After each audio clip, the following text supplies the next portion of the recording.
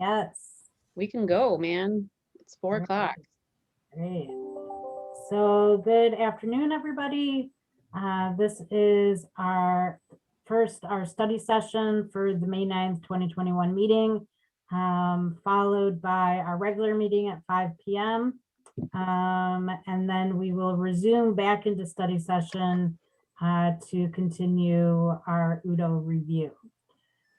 So first up, we have the Rest Haven Farmstead development. We have the team here on the call. I saw them. But what I'm going to do just real quick is share the staff report with everybody. Definitely had it up. Just one moment. I apologize. And there was nothing in the paperwork that showed where this lot is, was there? No, but I'm pretty sure we could put up a map. In fact, I am sure that we could put up a map. Give me one moment to just locate it. I apologize.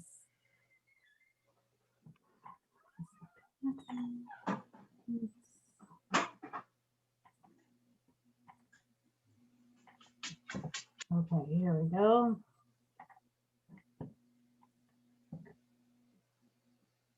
Okay, so just in one moment, I'll share the location, unless the development team might have something to share of that nature. Can we unmute, please? Well, I'll unmute John Tempest and DJ's been unmuted. And Lynn needs to be unmuted as well. Okay. Let's take a vote. Hey. I think the warm weather is getting you and Dave all riled up, Fred. Should Brian Doriso and Eric Kroll be unmuted, John? I don't think they need to be, but they'll be available for questions. Okay. Okay. So John, do you have something showing the site location, or should I pull it up on Google? I do. I actually have I have the county GIS up if I can share that. Okay, perfect. So I'm just going to do the run through real quick of the staff report, and then I'll turn it over to you. So Rest Haven is proposing the Farmstead. It's a 2-phase nature-centric community development on 39 acres. They're proposing for phase 1, 124 units. That would be broken down into independent living apartments, independent living cottages, and assisted living units. They will require getting a small property that's just adjacent to the larger 39-acre property that's already zoned PUD. They will need to get a rezoning from City Council for that one property. And then they will be asking for 2-phase PUD concept plan, PUD agreement, and site plan approval for the first phase. They estimate that they will be in before UDO is adopted. So they're basing their site plan on that. Though having said that, they are also incorporating some amenities that that are required in UDO. So I give in the staff report a history of discussion with the team regarding that site plan, which has been updated a bit. There's a concept plan showing both phase 1 and phase 2, though they state that phase 2 is not likely to commence for at least 10 years. For the private internal streets, they will also need to obtain a variance from City Council pre-UDO, and post-UDO that would be with Planning Commission, since public streets are the default requirement. You can see from the plan, which I'm sure that we'll be able to show in a moment, that ample landscaping is shown throughout the concept plan internally. We'll also need to work on street tree locations on East 24th. And then there are pedestrian access points internally, and also stormwater pond amenities for the community and pedestrian access to the clubhouse. So with that, unless planning commissioners have any initial questions, I will turn it over to John Tempest from Rezoning. Let me make it so that you are able to share your screen. All right. Deidre, did you want to go ahead and do a quick intro? Sure. Thanks for having us again. So I know Jenna just went through kind of the high level of what we're hoping to do here on 24th, just next to Vinrolti, on those 39 acres. But just a couple of notes about the project and why we're thinking about hoping to do this. We did complete a market study and focus groups about 18 months ago with area seniors, asking them what they were looking for in a senior community and trying to determine if there was a need for that.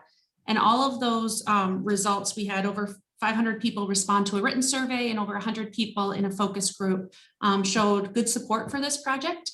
And these are made up of age and income qualified seniors, so people over 60. From our community, and they really helped give us input into what they were looking for, and we've designed the project based on their comments. So a few things you'll notice as we get into some of the details that John's going to show is that the farmstead was really designed with this idea of connectivity in mind to the amenities that are already established in the Holland community, such as the proximity to Vinrolti Farm. We hope to have walking trails that connect to those trails, and of course, access to the new dog park.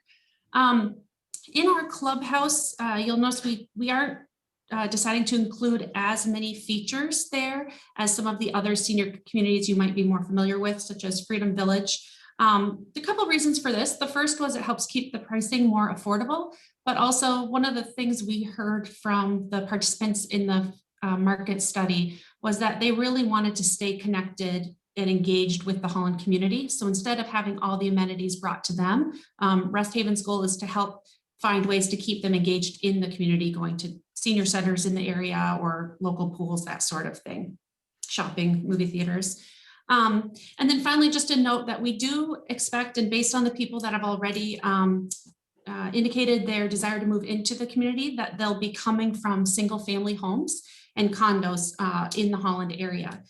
So we're pleased that this move to the farmstead will help increase the availability of some of those single family homes that I know have been a struggle to find. John?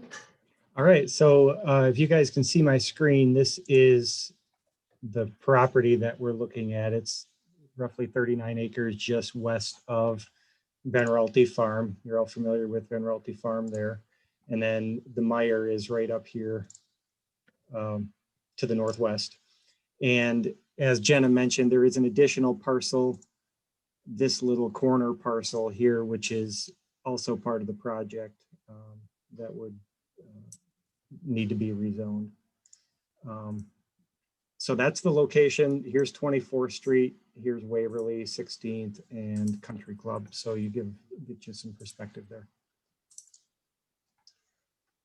This is the phase 1 site plan. And basically, as mentioned, phase 1 includes 2 40-unit apartment buildings.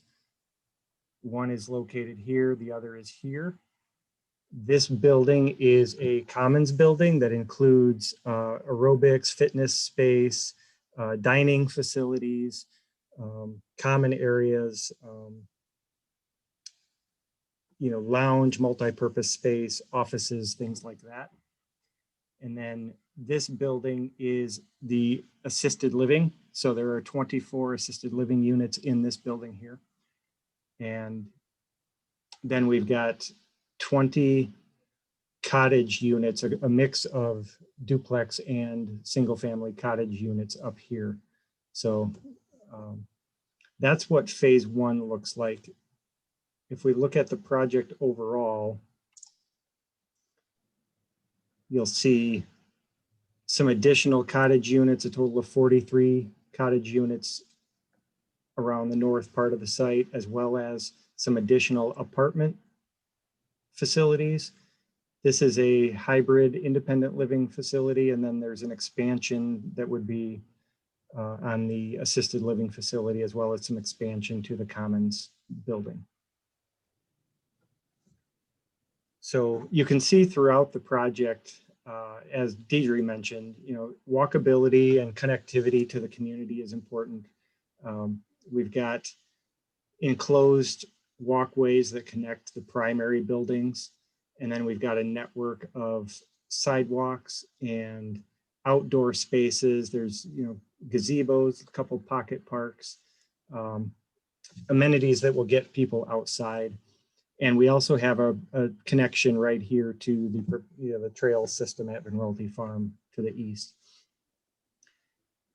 Ponds and water features throughout are going to serve two purposes. They'll provide aesthetic benefit and natural space, nice backdrop for the community and natural areas to enjoy, but they will also provide the function of stormwater management for the project. There's an existing ditch that runs through the property right here that we will actually maintain and incorporate into those natural amenities on site. The apartment buildings here and here both have parking underground within the footprint of the building. So each apartment unit in that building will have enclosed underground parking for that unit. And then each cottage unit has a 2-stall garage.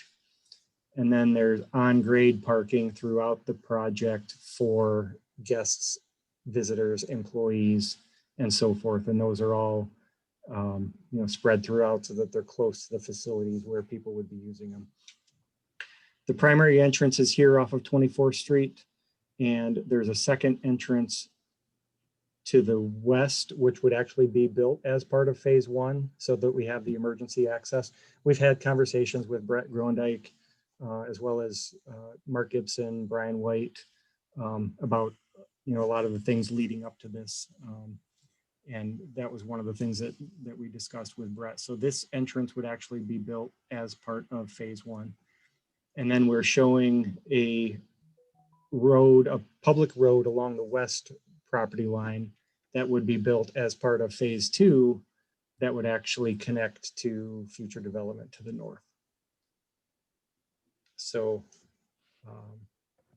again, we've had various conversations with staff at different levels to make sure that we're incorporating what we need as far as roads, water, sewer, stormwater management, et cetera. With that, I guess I'd like to turn it over to somebody at THW. I don't know if you guys want me to share the elevation views or if you guys want to share those. John, is that public? Are you imagining there would be on the public road that there would be access to the development from the public road? We're not actually proposing access to that public road from our development. Okay. Okay. Did someone from THW need to speak? John, do you have the elevations that you can share? Yes, I do. You got those. The 3D probably helps a lot as well. And I think between the elevations and the 3D, it's very residential in nature. So we're trying to create an environment that's very much a hospitality and a neighborhood environment, far from being a clinical or hospital environment. So a lot of our communities, we strive for doing that. That's why the close proximity of buildings and the scale and the outdoor spaces and rooms that are created. So with that, that's really pretty much all we have, John. I think. Yeah. So this is the overall 3D perspective, and then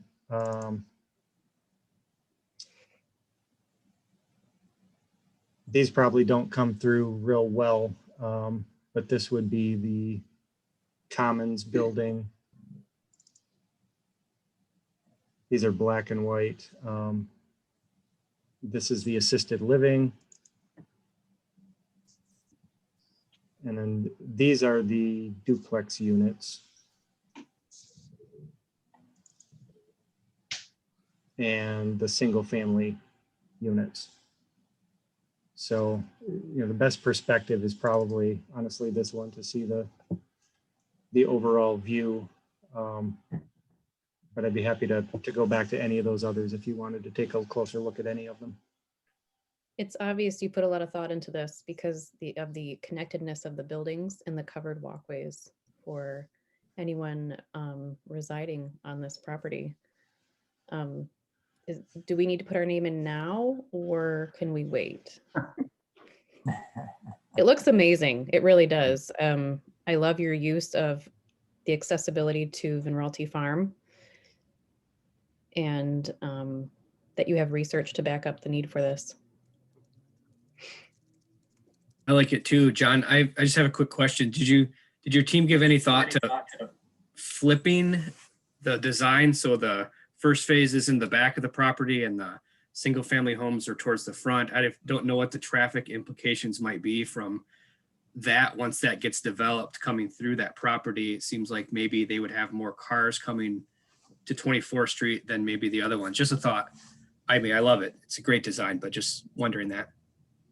Yeah, thank you. And as far as the phasing, I know there was a lot of thought put into the portion of the project that we develop as phase 1 and phase 2. I don't know if anyone from Brian, if you or someone from THW might be able to answer that question more specifically, but this layout is in the phasing that we propose really seems to make sense from an infrastructure and development perspective for us. Yeah, John, I think you nailed it. That's pretty clear on our intentions there. Perfect. It looks like you would have a really good access point though on the west side of the development. It looks like you have sort of a roundabout space that you could put a third entrance in once you do phase 2. Have you thought about that? We have thought about it, discussed it. Maybe Brian or Deidre, do you want to respond to that? I'd be happy to. Our intention is to not to encourage any cut through traffic that may occur, as this is a private neighborhood for our seniors. So we felt like opening up to another road could possibly encourage that cut through traffic. I've got a question about the size of the units. Have you figured that out yet? What's the size of the independent living apartments and the cottages and duplexes? What are you talking about in terms of square feet? I can answer that. The apartments range in size from 800 square feet up to over 1,500. Okay. And then each of the single family units and duplexes are just over 1,500 square feet. 1,500. Are some of the units 2-story or are they all 1-story? All 1-story. Everything is 1-story. Except for of course, the apartment style, which is 3 stories high. So one unit can be 3 stories high? The apartment style is. Of the single family homes, they're all just one. It's completely no step. Okay, that's what I'm wondering about.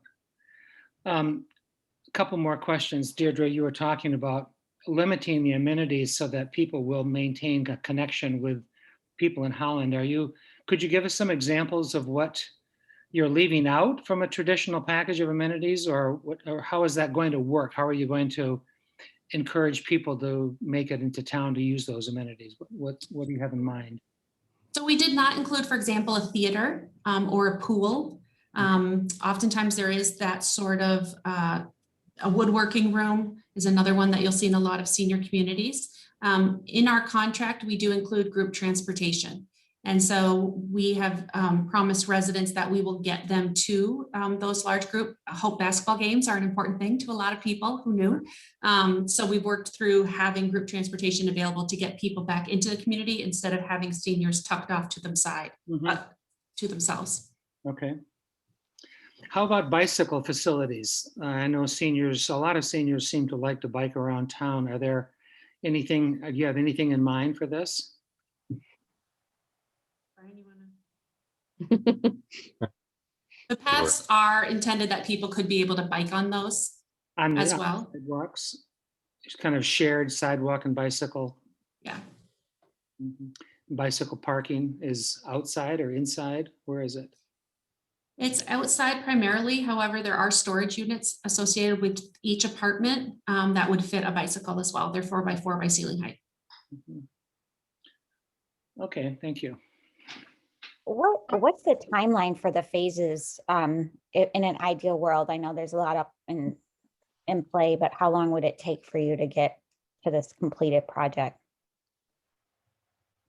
You know, our best guess would be about 7 years after the completion of the first project, which is set for 2023. That's where we get about 10 years out. That's based on the usual turnover of senior living apartments and the market study that we've seen with baby boomers coming on who we expect to move in. We certainly would be willing to do it sooner if we have the demand for that. And it may need to be later if things change dramatically. However, everything we're seeing right now indicates that that would be an appropriate timeline. I wonder if I could just ask a follow-up question, John, about that public road. Because I think that connectivity is really important, and maybe this is a better question for Jenna, or maybe you could weigh in. I noticed in the staff report that you're hoping that GVSU will construct half of that street. So I'm wondering what the plan is to approach them and how we can. I just think it would be really great to have that. Really important to have that connection. Where is that, Lynn? What specifically are you talking about? Where to the west of the property. Okay. So specifically, their plan is to construct a 33-foot width road there, and then they would need an agreement from GVSU, who owns the properties to the west of this entire site, to construct the other 33 feet. And just to be clear, we would construct the road as part of phase 2, but our proposal is to basically put that road on the center line.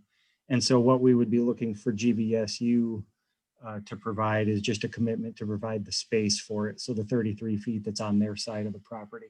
The existing sanitary sewer, I don't know how well you can see my cursor, but that existing sanitary sewer runs right along the west side of the property.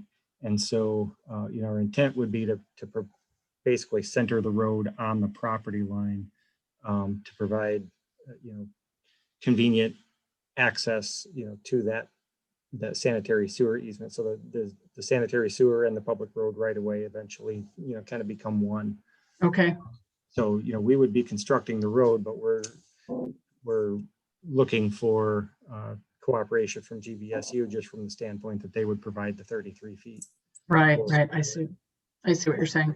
So do you feel fairly confident? Have you started a conversation? I know, I realize this is phase 2, so it's quite a ways down the line, but. Yeah, it's early, and we've started those conversations. We don't have any kind of okay, commitments or sense of the direction for that yet at this point. Thank you, John. Any other questions? Yeah, I got one. We recently just approved a workforce housing development just down the street there. Is there a reason that these types of communities never intermingle with other housing developments of people of different ages? Seems like we always have all senior housing, all workforce housing, etc. Mm-hmm. Yeah, that's a good question. I don't know if we have an answer for that. Deidre, do you maybe? I could say part of it. So the type of project that we're doing is approved by the state of Michigan with the Department of CS and CL. And part of the type of model that we're having does require that the occupants be over 60 years of age.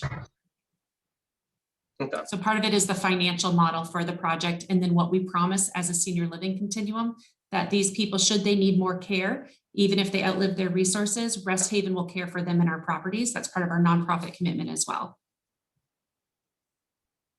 Middle age. That's right. I hesitate to say senior too much when we're talking about people over 60, but Middle age. language is there. Does that help answer that question? Yeah, it helps. I'm not saying it's a perfect solution. Yeah. I'm just saying that's the reg. Yeah, I'm still not going to be able to sleep at night, but We can chat more. Yeah, you can move to Kensington. I think they're planning that down there, Andrew. So Yeah. that's there. I actually think it's a pretty good question. I mean, one of the reasons I'm 75, one of the reasons I'm not very interested in facilities like this is that it doesn't have a mix of people. I do like to be around, I do like my neighborhood. I like to be mingling with a lot of different kinds of people, and they like me to be mingling with them as well. So I don't like to be isolated with all seniors, or if I were workforce, I wouldn't want to be with all workforce people. You know, it's just a question of, it's quite a debate that's going on nationally right now about that. And I think there are a lot of people that like to be mixed in a more traditional neighborhood with a variety of people. My 2 cents. Might there be opportunities to be able to work with, because I like what Fred and what Andrew are saying, but I know that you're looking at making connections to Vinralty Farm and to the dog park, and to be able to work with those other area developers and developments to try to merge those kind of connections so that each unit or each one of these developments doesn't have their own separate connection that gets you there. But that's where there's then some mixing of those folks. You know, I understand the state of Michigan requirements. I think I also understand the desire here for, you know, controlling traffic and those kinds of things for safety issues. But I do really like the idea of those different communities being able to intermingle with one another, if not directly on the site, but in areas nearby and getting to and from. I think there may be some opportunities there, and even some dollar savings for each one of the developments to look at those kinds of things. Jenna, that other proposal that we saw at the corner of Waverly and 24th, is that right next to this, or is there a property in between? Yeah, I'll pull up. GVSU is in between. No, Mm-mm. no, GVSU is further north. No, GVSU actually does own property between us and them, though. I can pull that. Oh, up. okay, that's the, Don't lot. Mhm. they're not physically located there, but they own that lot, that space. Right. Gotcha, okay. So we could have workforce, college students, and middle-aged folks all Oh my there right next goodness. to one another. Not even Right, just right. like you're talking assisted living, so you're talking, you know, 80s, yeah. Upper This middle. area has Is a that lot the of, property where we needed more green space too? The one that we required more green space, the workforce housing? Is that the same one? No, that was down in Kensington. Oh, that's so not that. that, So here's that map again. This is our property. Oh. And like then that.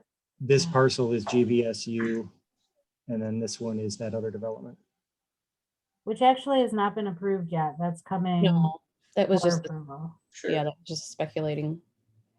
But just as a note, you can see from this image that GVSU property in between Rest Havens and Magnus Capital is very wet. It's very wet property, so it likely will not ever be developed, at least with structure. So where does that west road lead to then? That's going in. Is it going to go all the way through, or just? Yeah, it would go right to the north line and then connect to whatever is eventually developed up in this area. That's part of our master plan, right, Jenna? It's part of the Waverly sub-area plan. Yeah, the complete streets kind of idea. Wetlands. It's wet. Yeah. Well, and not to have a bunch of dead end roads off of 24th Street, right? So hopefully we can connect that out to 16th as well. No, this looks great, guys. I really appreciate you presenting this. I guess my only last question is, have you talked to the neighbors that you're going to possibly be surrounding right here? Have not yet. We do have plans to do that though. Oh, okay.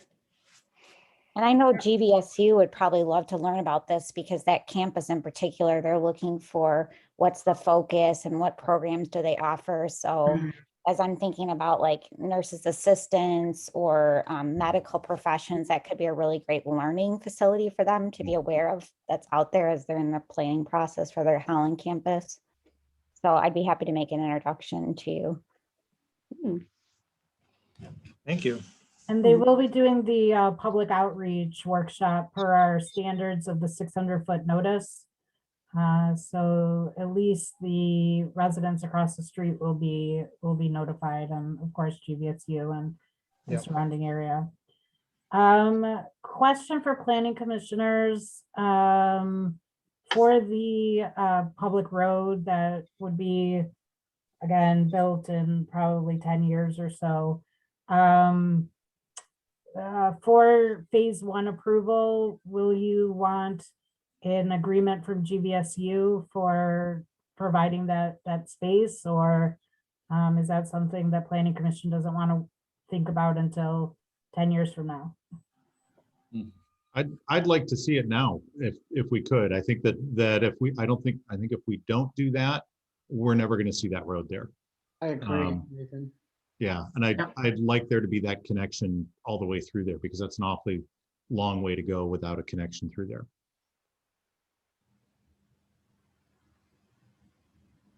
Yep, I would agree. Is there any other feedback that planning commissioners have for their team? I just want to put my 2 cents in with the other folks. I think this looks fantastic. I'm not ready to sign up yet, like Brooke is, but boy, it looks like a great place to live, a beautiful place to live, and a great addition to the community. That just looks spectacular. Rest Haven already has a good name in this community, and I think that this would just expand that for sure. I worked in hospice for 10 years, so I was always in your facilities and communicating with you guys, and it's always been a good one. No, it's beautiful. Good. Any other questions from commission members? No? All right.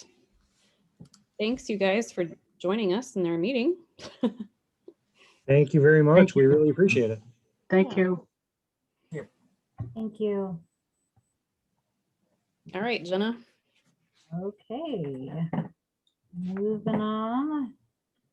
Let's go to Udo. And we have building design review standards for NMU. And Mark's here.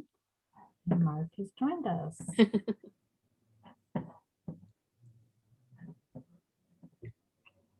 Okay, so this is from our conversation at our last meeting regarding the need or interest by planning commissioners for NMU building design review standards. As you may remember, we established a little committee. It was myself and Mark Vanderblue and Lynn Raymond and Andrew Blunt. And we met and decided that the best way forward would probably be, instead of including NMU in infill design standards that are really residential focused infill design standards, that alternatively we would propose that there be these building design review standards that go along with the site plan review of any construction that occurs in the NMU, again, the neighborhood mixed use zone district. So I'm hoping that planning commissioners had a chance to read through these prior to the meeting. It's your call. Would you like me to read through them? Would you like to discuss any of them in particular? The summary is basically that most of these were taken out of our current C3 zone district verbiage.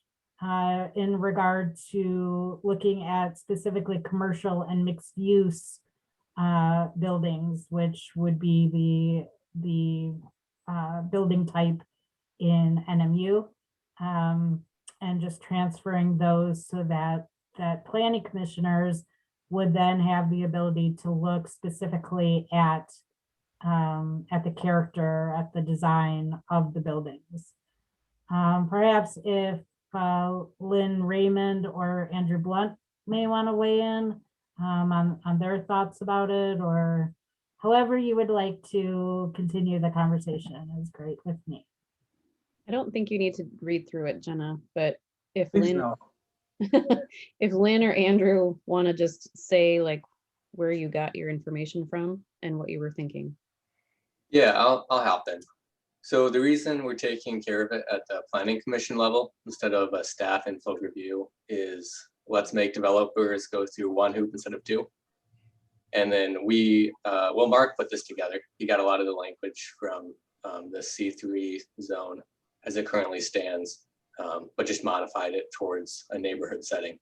I've taken a look through it and I'm pretty happy with it. I think it's a good solution, but I'm open to hearing if Mark missed anything or if there's something that can be added.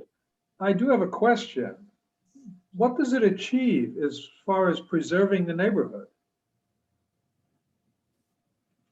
It gives planning commission teeth to make a developer change the design of a building if we don't think it fits.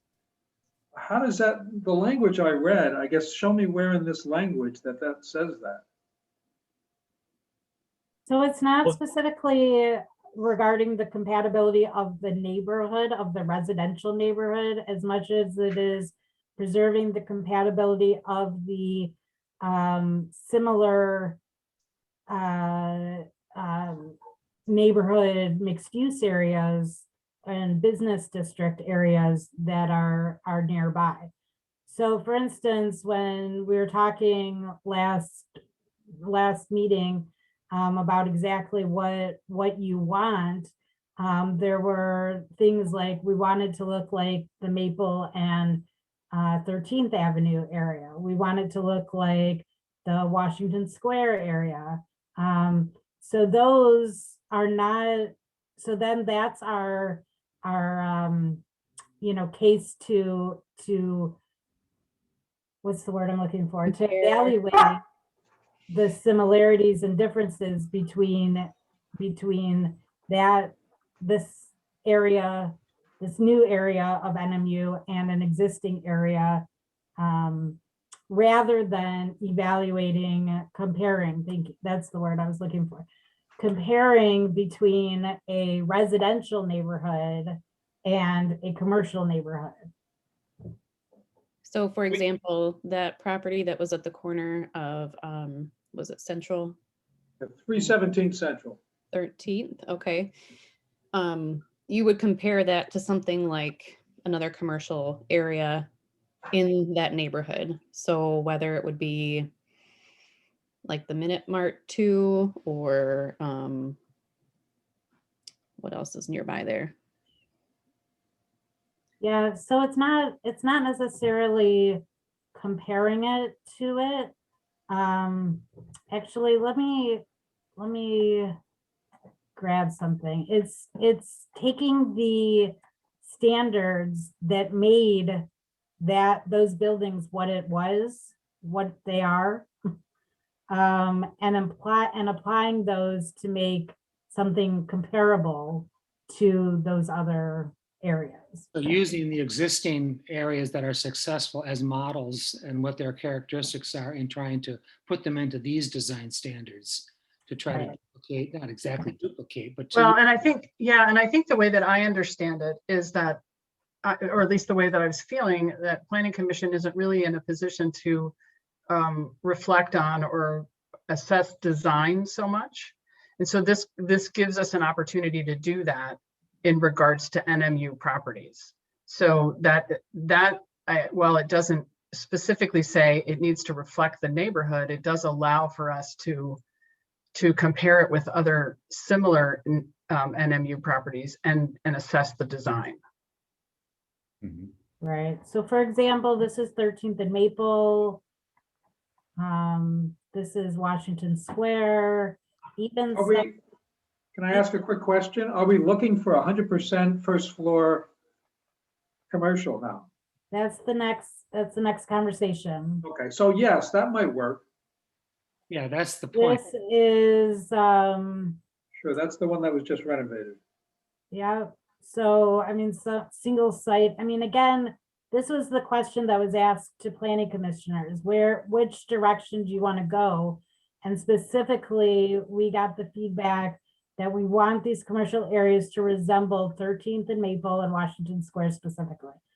So using that as the guide, right? That's where we're going. Now, these are mixed use developments. But you're right, there's not, and that was part of my heartburn initially, is that you're right, there's not residential on the first floor. So that enters a new dynamic, which we are going to talk about in the next conversation, or we can talk about it, now, if that's more helpful for you. But these are examples of what is existing C1 zone districts that are going to be converted to NMU. I actually think that the conversation it brings both of these topics in, because if we're going to encourage and try to have better retail in these districts, then the way to do it is to impose these kind of design standards. If we're going to try to raise it to like 80% or something like that on the ground floor, then we're trying to design things that will make that happen. And so these would be the standards for a larger amount of retail at the ground floor. So they do work together. So Jenna, to that point, I would say then yes, what we should do is discuss that and then come back to this before we decide on this and then move in that direction. Sure. So this is actually that in front of you. So we can discuss that right now. So Planning Commission decided back in October to only require 20% of the ground floor to be commercial use. Both Lynn Raymond and Andrew Blunt, the two planning commissioners mentioned here. Yeah, I'll just hop in real quick. Don't mean to interrupt. In our meeting last week, I said I was open to the discussion, not that I would like to see it raised. I would like to see it raised. Yeah. And I think we just reverse the split. The 80-20 can be the 80-20. 80% commercial, 20% residential. And that's the split you have right now for CMU, just to give some context. Okay. Sounds like we've got a recommendation there. No, not yet. I'm just throwing it out that, like, okay, let's get some opposition. I mean, I guess help me understand why the reason for the change. And then one of my concerns is like commercial and retail is going to be very limited. Does it put us in a place where we have even more vacant commercial and retail just kind of sitting there open, or, we don't have properties redeveloped because there isn't the demand for commercial retail as there was before? Well, I think that's a really good point. That's a really good point, Jennifer. And in fact, that was something that came up when we were having our conversation about this. I think that my concern about having only 20% on the first floor and requiring it to the property to follow really commercial standards, it seemed if we were having 80% residential and only a small amount commercial, it really didn't make much sense to make the requirements so focused on a commercial property. Plus, looking at the existing NMU properties around the city, I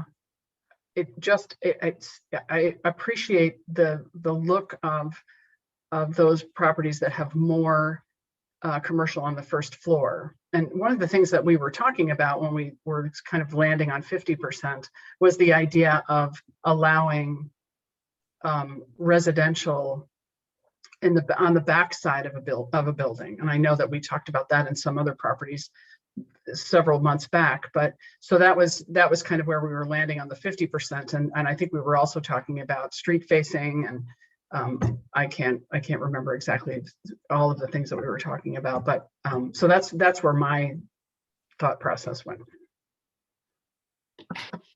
Yeah, I was, just to add on to that point, Lynn, I was also wondering, I mean, I think if there is a market for this, and I think Jennifer has a good point, if there is a market for something like this, that we can either encourage it by having the whole ground floor commercial or 80% commercial, or is it possible to have the front, the street side commercial, and to allow for the backside and the upper stories to be residential?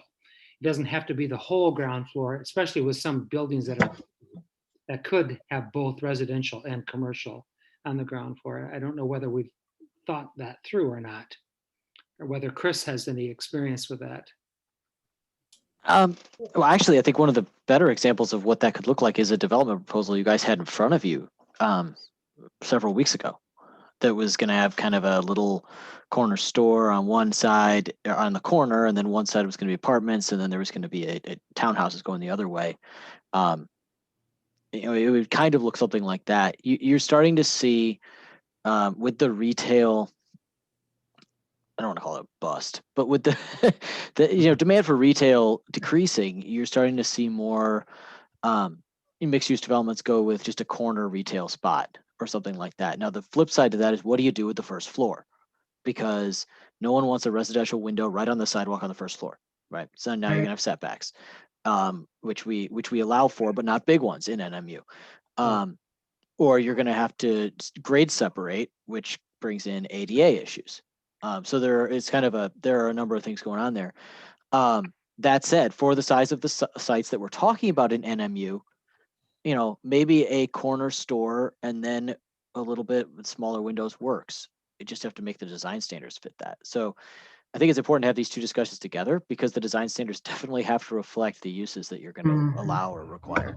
Yeah, and when we've met, something that we did specifically talk about, whether or not it's prudent to make it so that there can be more residential on the first floor, because potentially there'll be less retail or other commercial office uses. But specifically in the city of Holland, unlike in other areas, say Grand Rapids, where this has become a big issue, we have very few unused, vacant, I should say, NMU properties. So generally we have existing NMU properties. And the thought is, would you want to see them turned into residential on the first floor? And then those properties that are vacant are, like Chris said, are smaller properties. So it's not like we would need to try to fill, multiple storefronts for one of the uses. So that was specifically discussed as well.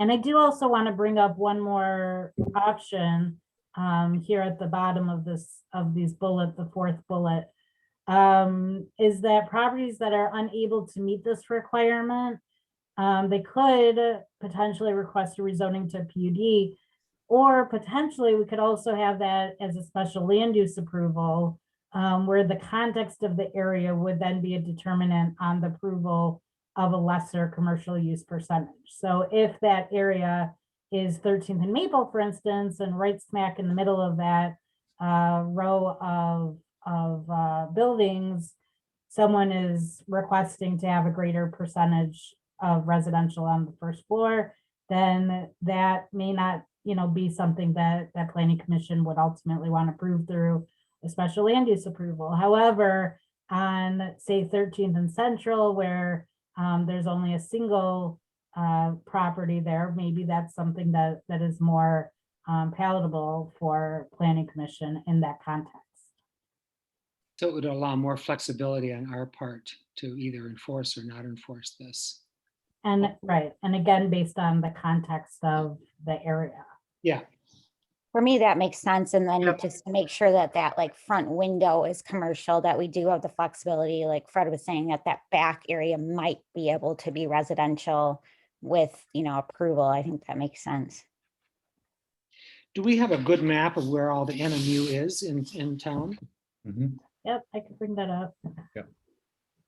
Yeah, and while you're doing that, Jen, I just want to remind commissioners, one of the intents of what we're doing here is to try to increase walkability within the community. And one of the things that we've heard that helps promote that walkability is the location of retail in the neighborhood, of that small store. And where, Jennifer, you know much more about what's going on in the commercial area in this community than I do. I happen to be looking out my window right now at an NMU building that Jenna actually just showed a picture of. And as we've been talking, I counted there are currently 14 cars in the parking lot, and they're coming and going very quickly, including walkers coming in and out. People like to be able to visit NMU. And while Amazon may be hitting, some of the other retail here, I don't think it's affecting the NMU that's in my neighborhood at all. And I'd really like to be able to encourage that type of thing. And at risk of quoting somebody again, you get what you zone for. And if we want to encourage there to be this kind of neighborhood mixed use and commercial, these smaller markets, these places where people can walk from their home to get the things that they need, so they don't have to get in their car. We need to make sure that we're making that as attractive as possible for folks to be able to do that. I do like the idea though, Fred and Jennifer, I like the idea of that, if there's going to be residential, let's try to encourage it to be kind of in the back so that the front is that commercial, because you're right, nobody wants to have their residential window in the middle of a commercial district there. But I think that there's a real future for this neighborhood mixed use in the city. And I think that that's an amenity that a whole lot of people in Holland would really like. I completely support that, Nathan. I think that's so true. It's something that we're missing, and a lot of people are catching on to that. Neighborhood commercial is a really attractive thing if it can be managed well. Mm-hmm. And that there's always potential for housing above it. Mm-hmm. Right. Right. And that's And- where I think the housing belongs, is upstairs Mm-hmm. or up the elevator.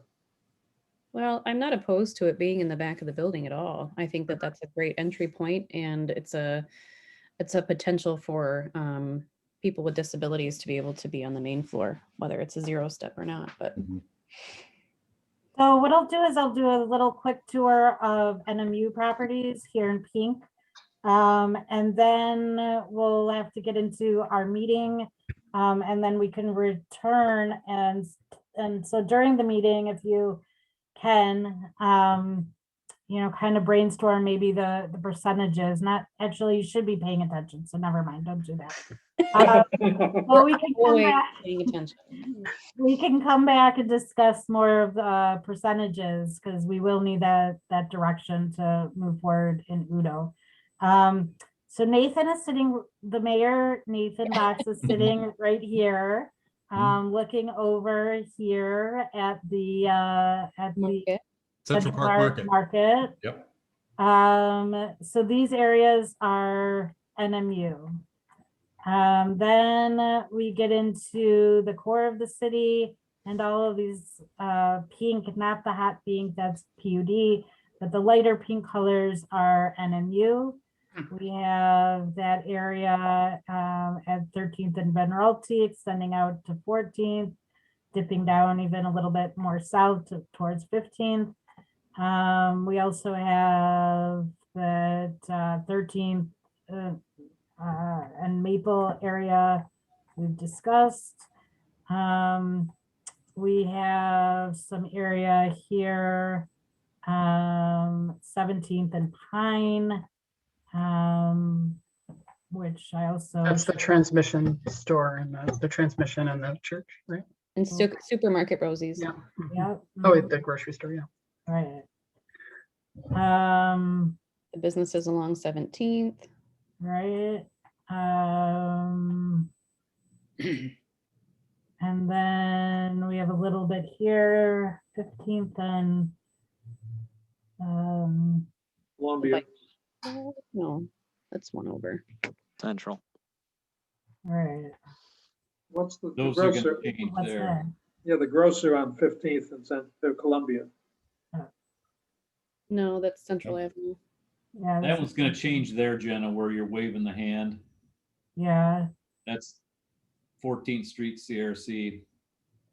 Oh, yeah, that's right. Yeah, that's, Yeah, we need an updated map again. That's going back to TNR, so ignore that. 17th and Columbia, Mi Favorita area.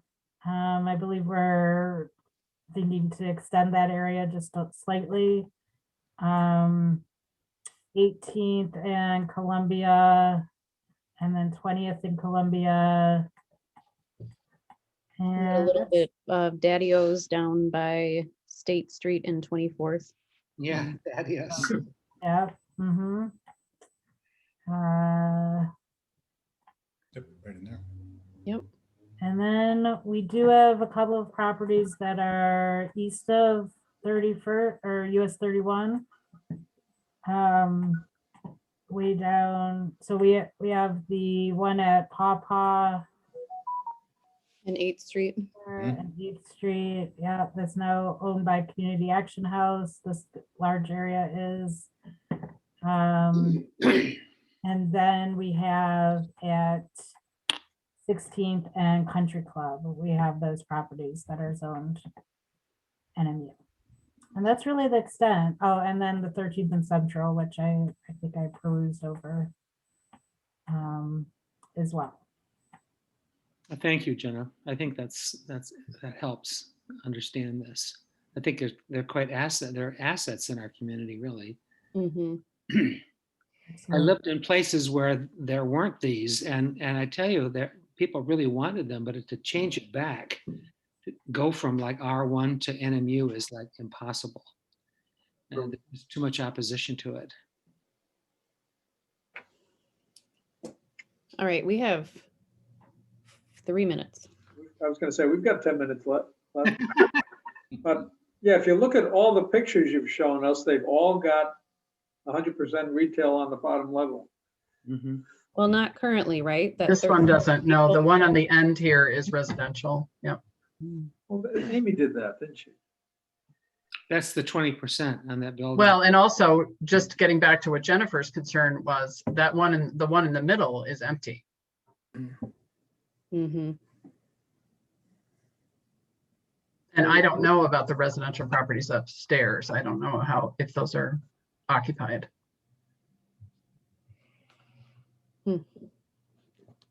Yeah, the development across from St. Francis Church, is that mixed use that has a tattoo parlor in it now? Yeah. Is that, because That's that's this one. That's what we're looking yeah, at. that's it. Okay, that one seems to come in and out. People are there and they're not. Yep. It's Yeah, beautiful, but the middle property has been empty for quite some time.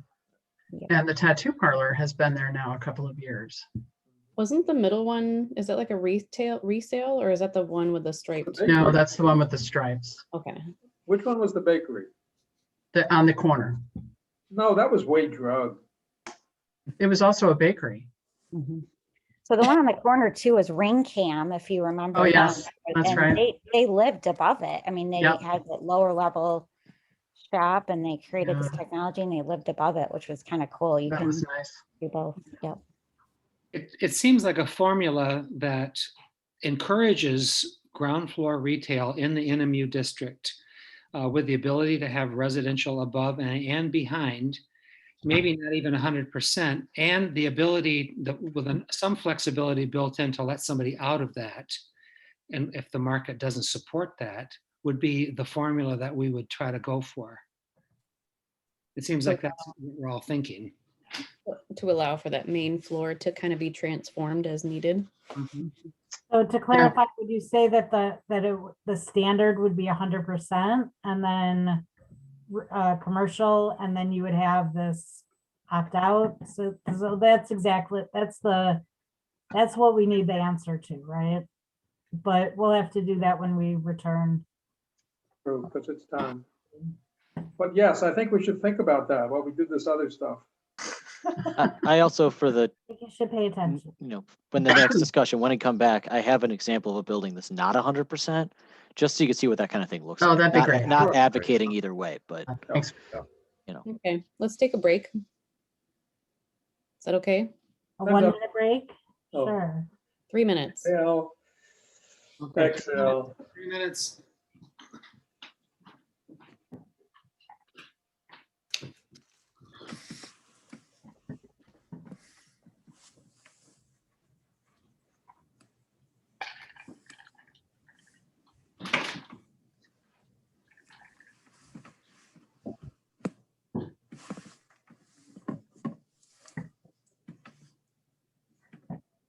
Such a beautiful day today.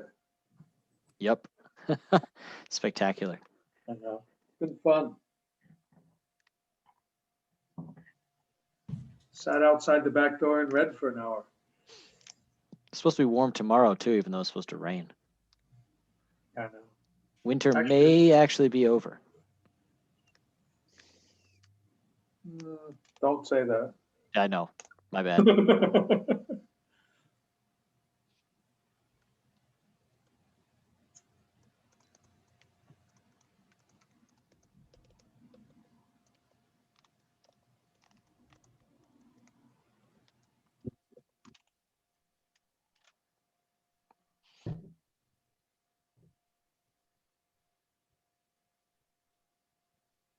When we get down to minutes, I do have a correction.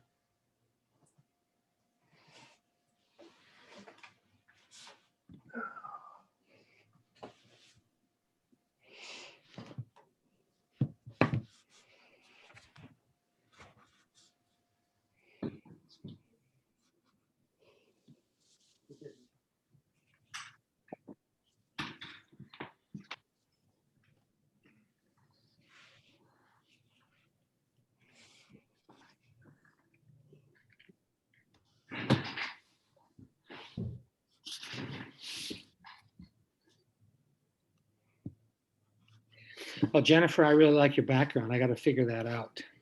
You just go to, where's that? You go to the settings button Uh-huh. with that little wheel, and then go to background and filters. Uh-huh.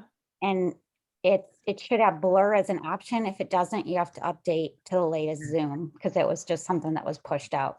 I won't try to do that now, and I'll exit myself right out of the whole thing. Yeah, I'll send you a video too, Wait. because nice. Waiting for Andrew.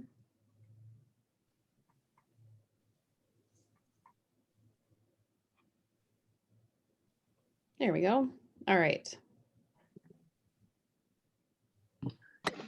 I am calling this meeting to order, the Planning Commission meeting of March 9, 2021.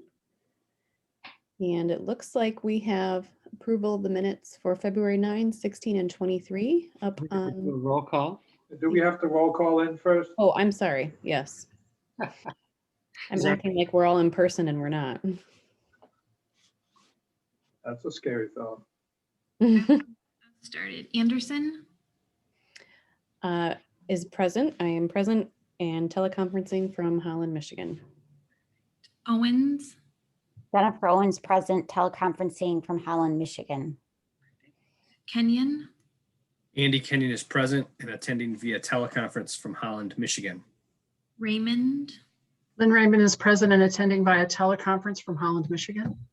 DeBlock, Block is present and attending via teleconference from Holland, Michigan. Box, Nathan Box is present and attending via teleconference from beautiful Holland, Michigan. Van Antwerp, Fred Van Antwerp is teleconferencing from Holland, Michigan. Blunt, Andrew Blunt is present and attending via teleconference from Holland, Michigan. and Lozano. Luis Lozano is present and teleconferencing from Holland, Michigan. That's everybody. All right. So moving on to the approval of the minutes for the February 9, 16, and 23 meetings. Did anyone have any corrections? I did. I believe the mayor gave a nod to nominating Fred, which I would call a second, but there was no second. Nominating Fred as the co-chair, Not as the co-chair, as the vice chair, is it? vice chair, sorry. Oh, shit. Should that not the way it reads? Which meeting are you referring to? Was it the last one? I believe it was the 9th, wasn't it? When did we do that? Yeah, it was the February 9th meeting. Hmm. Okay, Mallory, we'll make that note. So if you want to make a motion. I would move to approve as modified, both modified 9 and 16. I don't believe we've seen 23, have we? It was added It yesterday. was added yesterday. I didn't print that one for you, Dave. I'm sorry. Not a problem. But Anyone second? Second. Fred second. All those in favor say aye. Aye. Aye. Anyone Aye. opposed? Nobody's opposed? All right. Communications from the audience. And this is for items that are not listed as public hearing on the agenda. So if it has an asterisk next to it, it will have a public hearing. So you will be able to speak on that item during the meeting. We are going to do 2 minutes per person, and we will record that for you. And if you would like to speak, you can raise your hand. All right. Mallory, we have Denise Huxema. And Denise, just so you know, last time I actually did the full 6 minutes when you spoke, because you have 3 people there. So. Okay, and we appreciate that. You know, we're not trying to make it be long, but so yes, this is Denise, Deanne, and Paul Huxema. We're at 17 West 13th Street.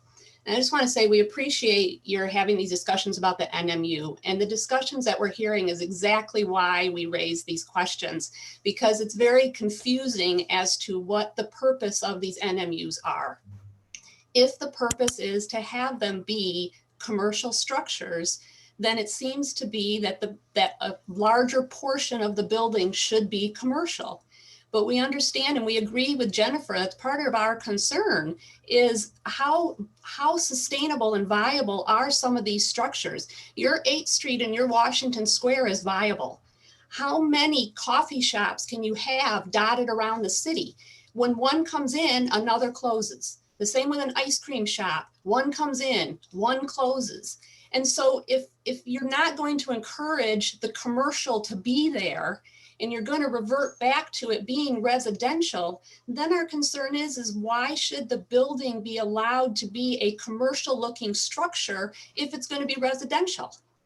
Because what you're going to end up with, especially with a 3-story building, is an apartment building that's sitting in the middle of a residential neighborhood. If your intent is for this to be residential, then shouldn't these buildings have to abide by the other residential structures that they're existing in? And so we agree with you. And I don't know what the answer is because nobody knows what is going to happen in the future. But we're just really confused because you first talk about wanting them walkable and wanting them business. And then all of a sudden you're switching and saying, well, no, maybe we want them residential.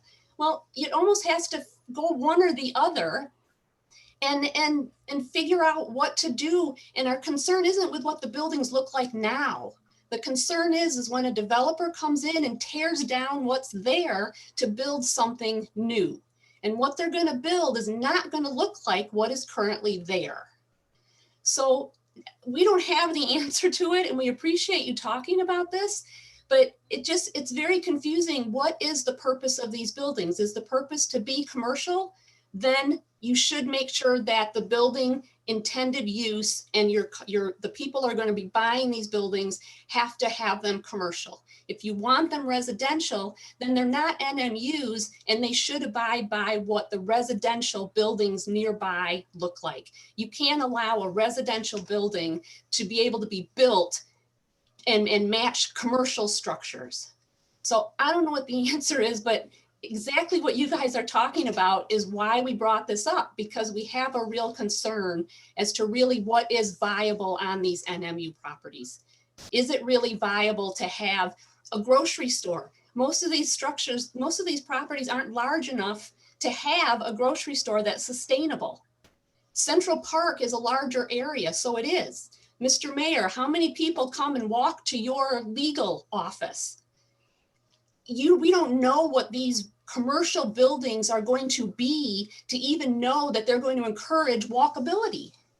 So it's very frustrating for us because we have one right in our corner and we really don't want to see a 3-story apartment building that's in the middle, that's right across the street from historic district houses. So I don't know what the answer is, and I appreciate you guys talking about it, but it just seems that there has to be some landing point as to whether you want them to be commercial so that you abide by commercial look that fits in the neighborhood, or if you're going to go that they're residential, then shouldn't they have to abide by the standards of residential properties? Thank you. Thank you, Denise. Nicholas Rolinski.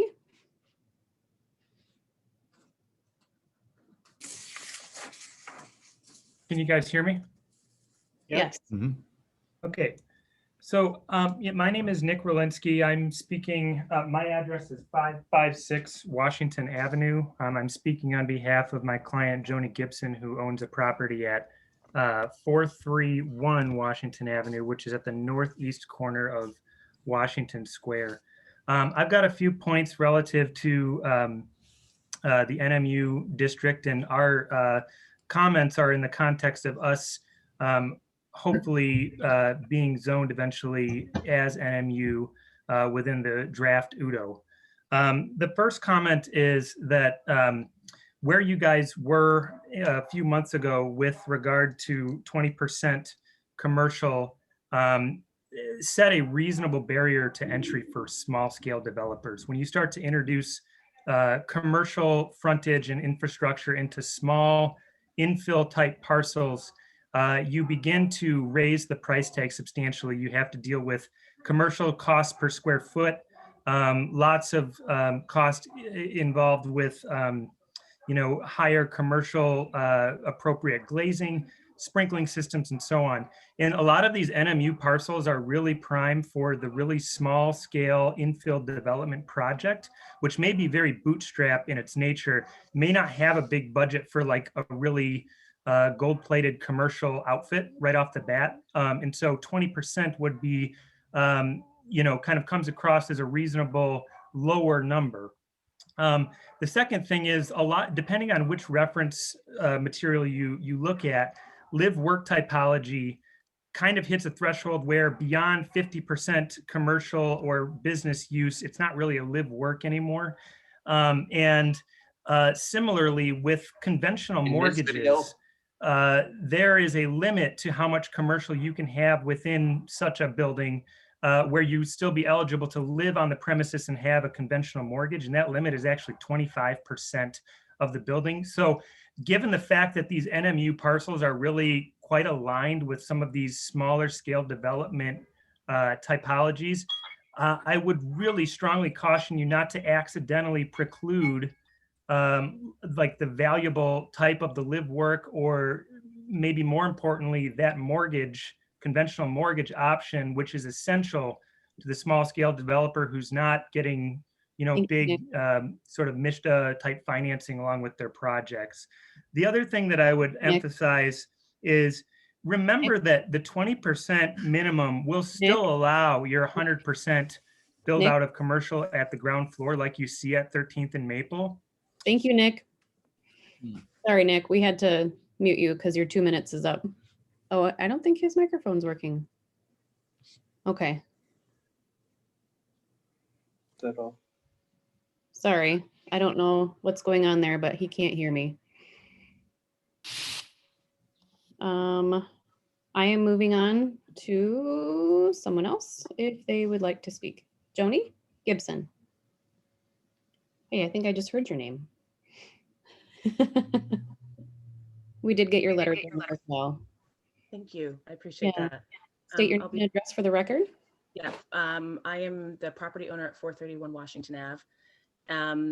And I want to echo a little bit of what Nick was talking about to make sure you guys consider small scale developers when you think about increasing commercial percentages for NMU. Small scale developers like me won't be able to build on any NMU zone property if the commercial percentage required is raised above 25%. Fannie Mae and Freddie Mac guidelines state that no more than 25% of the livable space be dedicated to commercial if you want to apply for conventional mortgage. And most owner occupying small scale live workspaces need to use conventional mortgages to make the financing feasible. And I also want you guys to consider people who are prioritizing accessibility and age in place concerns. I want to be able to build an accessible age in place design for myself, as I have multiple sclerosis and need a main floor, can't afford an elevator in my building, my potential future building. So main floor residential with room for universal design will always require larger footprint at ground level. So I just want you guys to consider that not everyone has the ability to finance at a $1 million, $2 million project, that these small infill projects like Nick was talking about, the developers look like me, and we need to be able to walk into a bank and get a mortgage to make these dreams a reality. So don't forget that there are people like us out there. Thank you, Joni. Thanks, Brooke.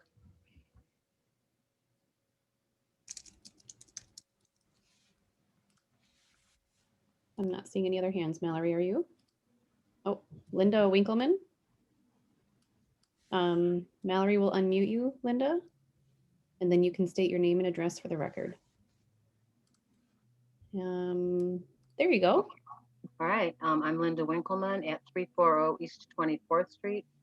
And I was actually waiting for you to get off this NMU thing, and I would like to just reiterate that I think that the R1 needs to not turn into the LDR. And I've talked at previous public time, and it has to do with the quality of the neighborhood and the need for spaciousness. And I don't think it really is going to, creating extra rentals throughout the city is going to cause an increased density. And there's going to be lack of parking for everybody.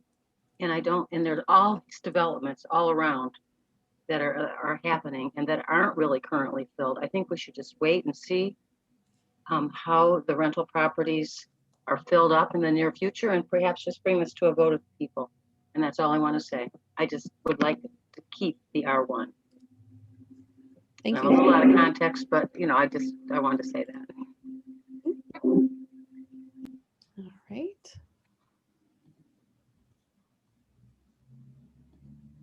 Looks good. All right. Looks good, Jenna. And we have had the public comment sent to us by Mallory, and it is public record on the agenda. And we will move on now to new business. The first item is 1895 Transport Lane rezoning from C2 Highway Commercial to I1 Industrial. Correct. And actually, both items on the agenda and new business are with the same property owner. I broke it up only because we'll need two different motions. But I'm going to turn it over to Mark Cornelis. Mallory, can you unmute him if he's not unmuted? Yep, I think I'm all set, Jenna. Okay, great. And can you see my screen? No. Chet?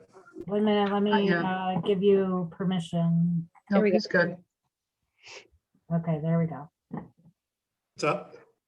Yes. Okay. All right. So what's before us is an application to rezone two parcels on the far south side of town. I'll orient you to the location here in just a second. The owner is affiliated with Art Mulder and Sons Trucking, but it looks like they may be entering into a new business venture named MG88 Holland Cold Storage. And a couple of the applicants, people representing the applicants, are on the call, so we'll perhaps hear from them in a little bit. So the two parcels,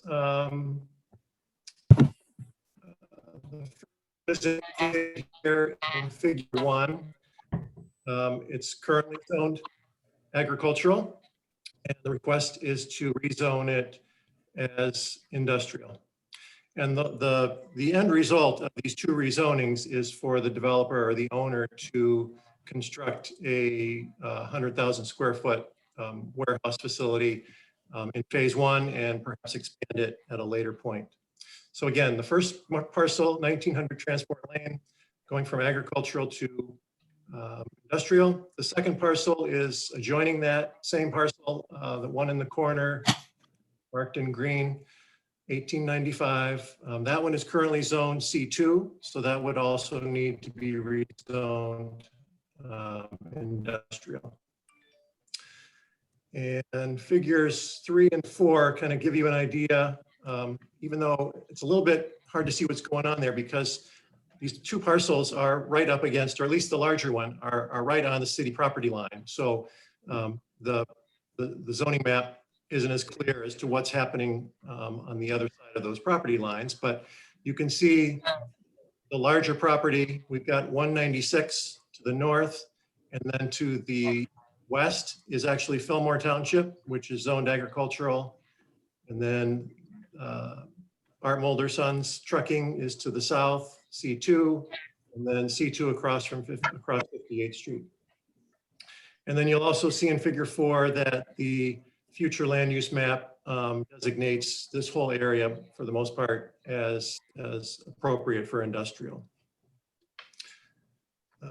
As you know, the rezoning requests typically require that we address a number of different questions that pertain to whether the rezoning is suitable and appropriate. So I won't read each of these, but just in summary, they're all answered kind of in the affirmative in the sense that they all point to the appropriateness and suitability of rezoning, such as, is it suitable in terms of recent development, what's been happening more recently in terms of other development, the fact that it does not seem to constitute spot zoning, those sorts of considerations all seem to be appropriate. And then lastly, city staff had a chance to look at this plan, and again, without reading all of these, you'll just note that there's really no red flags noted by any of the city departments in terms of this request. And some of the comments pertain to the future use as a warehousing facility, but there too, there seems to be recognition that this is an appropriate rezoning request. So, Brooke, I'll leave it at that for my overview of the report, but I don't know if we want to invite the applicant at this point to add anything that I might have missed, or to perhaps talk a little bit more about what their future plans are. Quick question for you, Mark. Just to proceed with the question, did we notice the properties in the next township over? We did, and I think, I don't know if I need Mallory to confirm this, but I don't believe there were any responses to the noticing. Okay, thank you. All right. Is the applicant ready to speak? Yes. Jason? Yeah, good evening. This is Jason Brandstetter with Tippman Group. Also with us tonight is Craig Dingler with Rezoning. They are our civil engineering. And then we do have two representatives from Art Mulder, Greg Mulder and Rick Millema are also on the line. Okay. I think it was covered. Yeah, we are asking to rezone to industrial, which we believe follows what the future master plan is looking like in the city. It's for a future development that they are proposing for a cold storage facility. And we are here just to answer any questions, additional questions that you may have. Do commission members have any questions for the applicant? I do not. No. How many employees? Sorry, just quickly, on your screen here is their concept plan that goes along with the rezoning. Yes. Yep. And they will only need to get administrative site plan approval once the rezoning is approved. Jenna, what was in the master plan for this? Industrial. Mark had shown that in one of the images. So for the parcel in Fillmore Township, does that have to go in front of their planning commission as well for rezoning, or how does that work? The parcel is not actually in Fillmore Township. It's just adjacent to Fillmore Township. Oh, because it's adjacent. Okay, that makes sense. How many employees will be coming and going? Is it just it's just storage? That was not part of their application, but maybe one of them can speak to that. Yeah, Good evening. This is Hans Mulder, standing in for Greg. I'm one of the owners, along with Greg. It's kind of a wild guess, but my guess would be somewhere in the range of 30 to 50 employees full-time. Could be a little less, could be a little more. Jason could probably speak a little bit more to that as they build facilities across the country, but Yeah. that would be my general guess as far as full-time employees. We currently have employees that work in our facility there on 1936 Transport Lane, and I'm guessing there's probably 30 to 40 generally full-time freezer employees that are, or warehouse employees rather, that are working for AMST or Holland Sons Trucking. So the freezer is going to be a little bigger. So I'm guessing maybe in the 50 plus or minus range. Yeah, thanks, Hans. I think he's exactly right. It will be a couple shifts, so probably 30 on the high shift and maybe 20 on a second shift, but probably 50 within a day. Would you have any customers coming and going, or is this just? Yes, there will be transportation personnel coming and going that will either bring product in or come in to pick up product out of the freezer. We currently have that happening on 1936 Transport Lane, probably 60 or 70 in a week, I'm guessing, maybe a little more than that. That will increase somewhat based on the size of the warehouse there on to the north of our current facility. But a lot of what's happening on the 1936 Transport Lane location will migrate basically up into the freezer, for lack of a better term, since that's the, kind of the design, if you will, of why we're putting that freezer there. We're just basically, we don't have cold storage inside our facility. We have cooler and dry, and so we've seen a need for freezer storage, and that will bring a certain amount more equipment into that facility. Great, thank you. Any other questions from commission members? So then this is growth overall. It's not relocating work from the existing facility. Did I hear that correct? Both and. So our facility on Transport Lane will more than likely continue doing a moderate amount of work, but a lot of the work we're doing will translate up into the new facility, and we'll hope to kind of grow that work in our current facility over time. But it's going to migrate up there, but then also there will be more volume coming in based on the size of the building comparative to what we have now, probably 30–40% more, I'm guessing.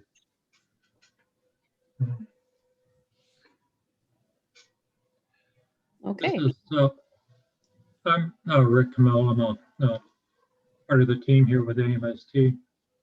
Our projections are that we're going to, those 50 employees are mostly new employees, because like Hans said, we're going to continue to do our current storage at our current facility there that, we see all the trucks on the bottom.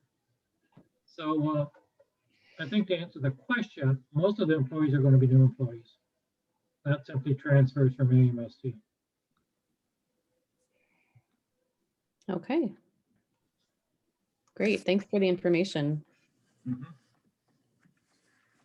Now, Jenna, this does require a public hearing, correct? For both of these properties. Yeah, as Jenna said, we need two separate motions. I don't know if anybody can speak to whether we need two distinct public hearings or if they can be combined. Yeah, I can open both of them at the same time. Okay. So at this time, I am going to open a public hearing for items A and B under new business to rezone about the property rezoning. If anyone would like to speak on this item, feel free to raise your hand.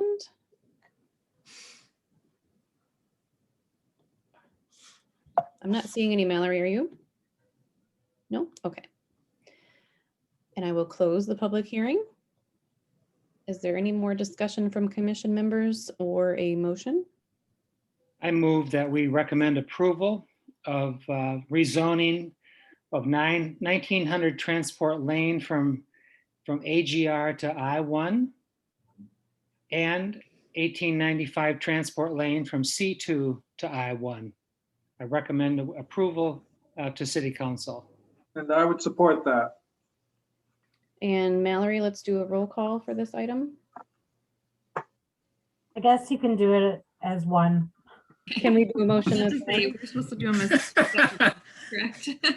You really ought to have two separate motions on this. legally? Okay, so Yeah, Fred, separate Fred, it which up. one do you want to pick, Fred? Okay. I just had to fish this out of my trash pile here. Let's You already nixed it, huh? Okay, so I recommend approval of rezoning 1900 Transport Lane from AGR to I-1. Okay. Support. Okay, Dave supports. All right. Van Antwerp, Yes. DeBlock, Yep. Box, Yes. Blunt, Yes. Kenyon, Yes. Raymond, Yes. Lozano, Yes. Owens, Yes. Anderson. Yes. All right, motion to recommend passes. Okay, I recommend approving the rezoning of 1895 Transport Lane from C2 to I-1 to City Council. I support that. Okay. Roll call. Van Antwerp, Yes. DeBlock, Yes. Lozano, Yes. Blunt, Yes. Box, Yes. Raymond, Yes.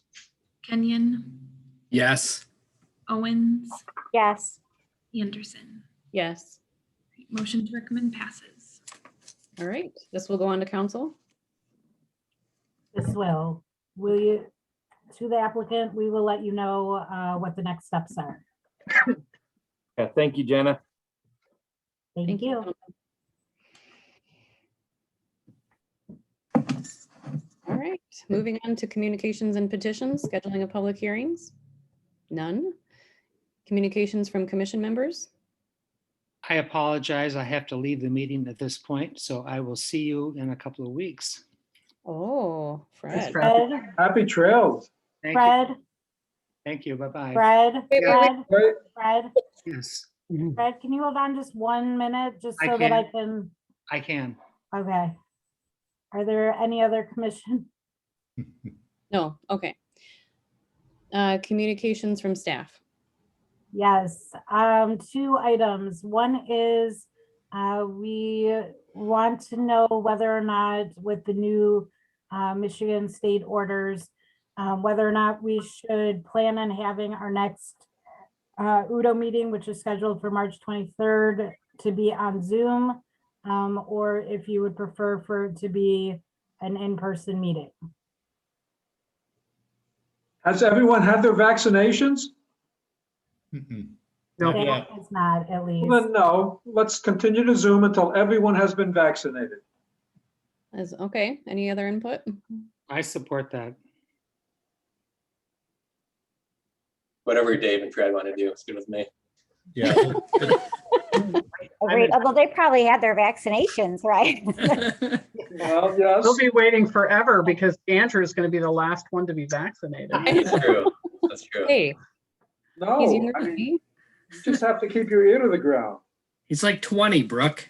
He's younger than you, Rick. Definitely. Yeah. I just personally, I tend to prefer the in-person meetings, but I'll defer to those that would rather stay on Zoom until, I think at least until the rules change again. Because right now we're allowed to have up to 25 people in city council chambers. if things change dramatically in the future, we may need to revisit this. So Sure. I'll go along with the change. I'm gonna hold off on agreeing with Dave until everybody gets vaccinated. But I'll go with folks on staying on Zoom for the time being. Yeah, I guess the question is, are people visiting us required to wear masks? If, again, City Hall, yes. Okay. Yes, the masks are required in City Hall. We have restrictions in terms of social distancing and mask wearing that are required in city council chambers. We can physically separate ourselves by 6 feet around the dais. And Yep. there is currently a maximum requirement or maximum allowed of 25 people total in city council chambers, and that includes commission members and staff. So there would be a very limited number of members of the public who could be in council chambers at any one time, but we have the ability, and we've done it in the past, to allow an almost unlimited number of people in public comment by waiting outside, coming in. We had all of those systems in place last summer when we had some very large meetings. We have the ability to be able to do that. The city council is going to be going back into in-person meetings, and not this week, but next week we will be. And the one thing that staff has requested of council, and I'm sure they would ask it of planning commission as well, is that we are either all in or all out, meaning we are either all on Zoom or we are all in person. Staff does not want to have to deal with the logistics and the technical difficulties of some of us being there in person and others of us being there virtually. So we need to do one or the other. Well, I think that also, it's important to note, Mayor, that I think that also includes public comment. Yes, that is So correct. the public Thank you, comments Lynn. would all be in person and not on Zoom. So that would Right. seriously limit. We would still obviously allow the emailed public comments, but Yep. there would not be Zoom public comments. But for anyone who's listening or interested in making public comment, we would be going back to the system that we had prior to COVID, where people could come to the meeting, even though there's a limit to the number of people that could be in council chambers at any one time. We will accommodate every single person who shows up to make a public comment. We had speakers out just outside of the building. We live stream meetings so that people could be aware of what was going on in the meeting. And we dealt with the traffic control to have people coming in and out. So no one will be prevented from providing public comment in person, the same as we did prior to COVID.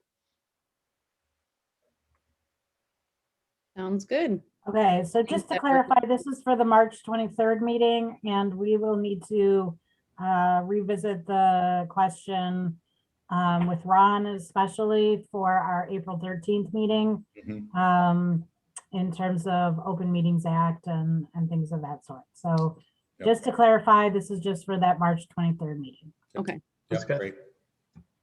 Okay, and one other thing before Fred leaves. So it's with very sad, it's a very sad item, but Fred has decided not to request a reappointment of his planning commission position come June. When specifically is that date, Fred? Are you aware? My tenure ends after the last meeting in June. Okay. So that's very sad for us. So we will have a vacancy of a planning commission member though. So for the public, if anyone is interested, please do contact staff. We do have an application and then that'll be forwarded on to the mayor for appointment. Also though, to current planning commission members, please do think about who will want to take up the role of vice chair, since Fred will no longer be with us on the planning commission. Hey, Fred. Fred, are you looking to step down from the Board of Appeals also then? No, I'm not. Okay, you're still on. Playing Oh, why, We're not going Fred? to take that Why? personally at all. They get dinner there. Yeah, they got a dinner. Doesn't like us. Fred, please don't go. Don't go, Fred, please. Well, thank you, Jennifer. Yeah, well, yeah. Seriously. I know. All right. That's what I have. Okay, now I apologize for having to leave the meeting. You can adjourn with us, Fred. Come on. Goodness gracious here. Hang on. I'll see you. No, I really do have to leave, so. Okay. Okay. Go catch a flight. Why don't you just move to adjourn? There Go you ahead. go. Move to adjourn, Fred. Go Okay. ahead, Fred. I move that we adjourn the formal meeting. I support that. All those in favor? Aye. Aye. Bye. Say bye, Fred. Bye. Fred, thank you. Fred. Bye, Fred. Thank you. Bye-bye. Good night. Bye, Fred. Bye, Fred. All right. Is he really catching a flight? Uh-huh. No, not right now. Oh, I was going to be super jealous. All right. Back to study session. Okay. It's me. So we'll get back to that. The conversation about the 20%, as well as we will need a confirmation about those standards. So let's get that back up.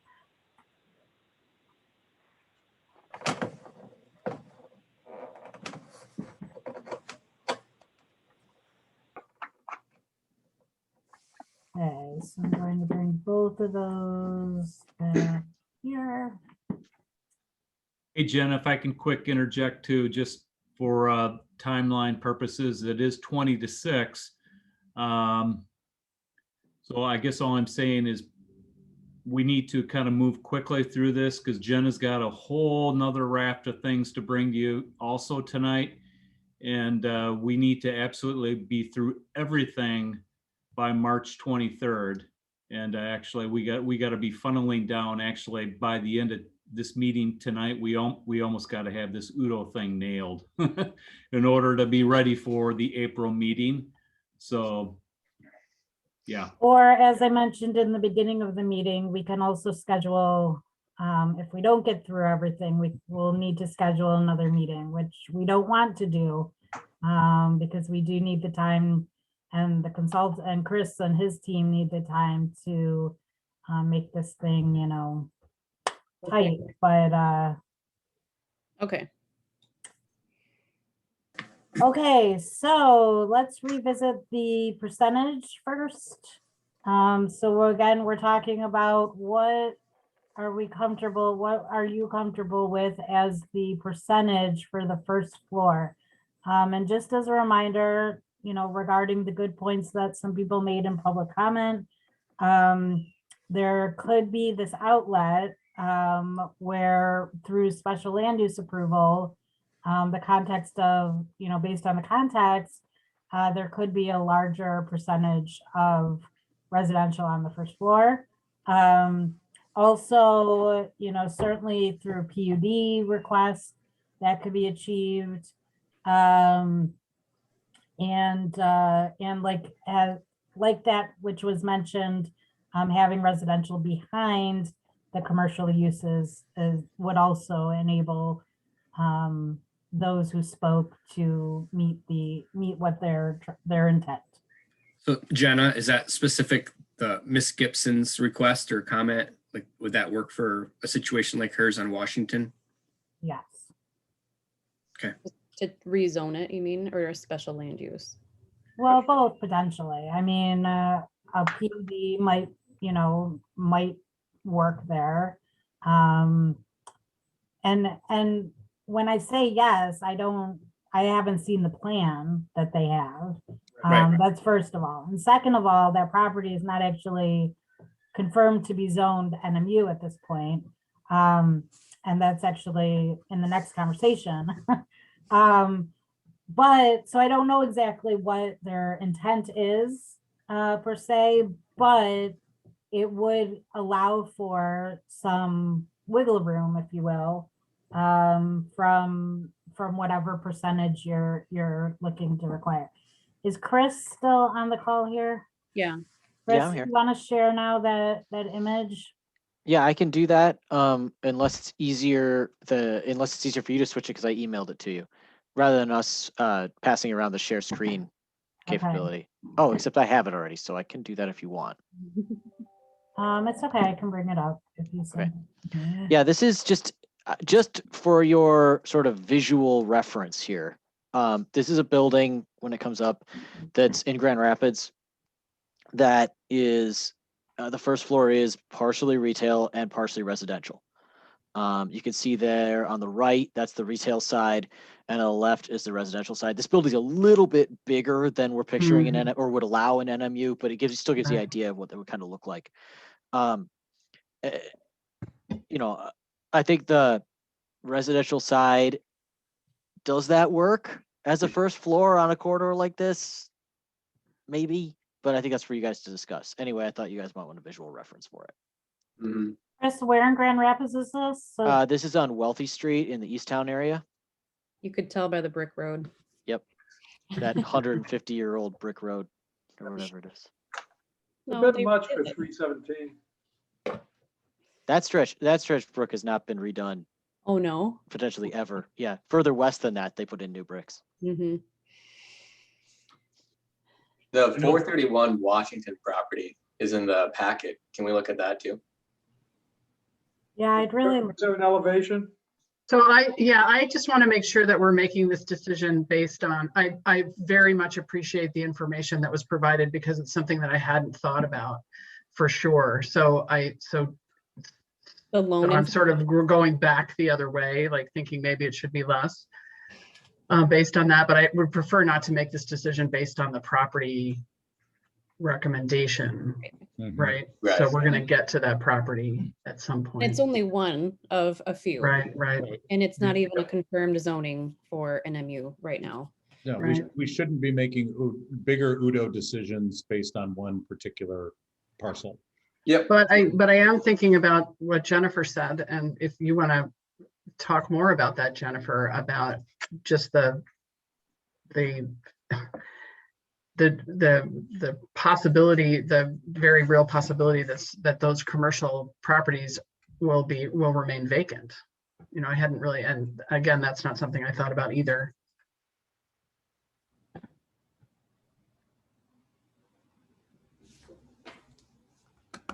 Jennifer? I don't see her on the call anymore. Oh. Darn, she's the business expert. Yeah, I'm thinking that all the properties that we had to look at that were sent to us all have 100% commercial on the first level. And maybe 33% of the building if you have residential on the second and third floor. But I think that's not a bad goal, especially with the limited design review standards we've been given. Yeah, so we can beef up those review standards. And I know what we're seeing here is all one type of building, but we're outlawing a specific use that we're seeing rising in popularity, the accessory commercial unit, or that small office for a business just starting out. We're requiring quite a bit.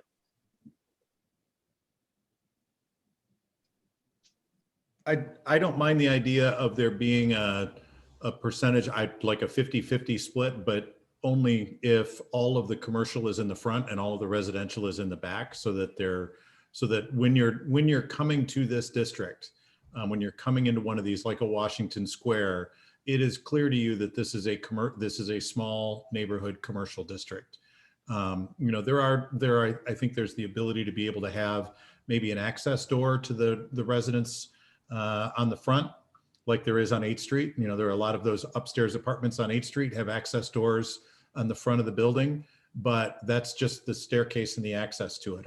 I would much rather see these be viewed as on the first floor as a commercial district rather than a residential district. If there's residential up above, I think that's great. If there's residential in the back, I think that's wonderful too, to be able to provide that space for somebody who may just want the first floor or may have accessibility issues that are there. But I think that the front of these buildings, I'd like to see them be commercial. Can that be added to the design review standards? Well, that would be added to the actual criteria for the building. So right now we have 20% commercial and 80% residential. I'm sorry, the vice versa. for NMU, so that would be changed to incorporate that. Just a couple of 2 points to though think about in that.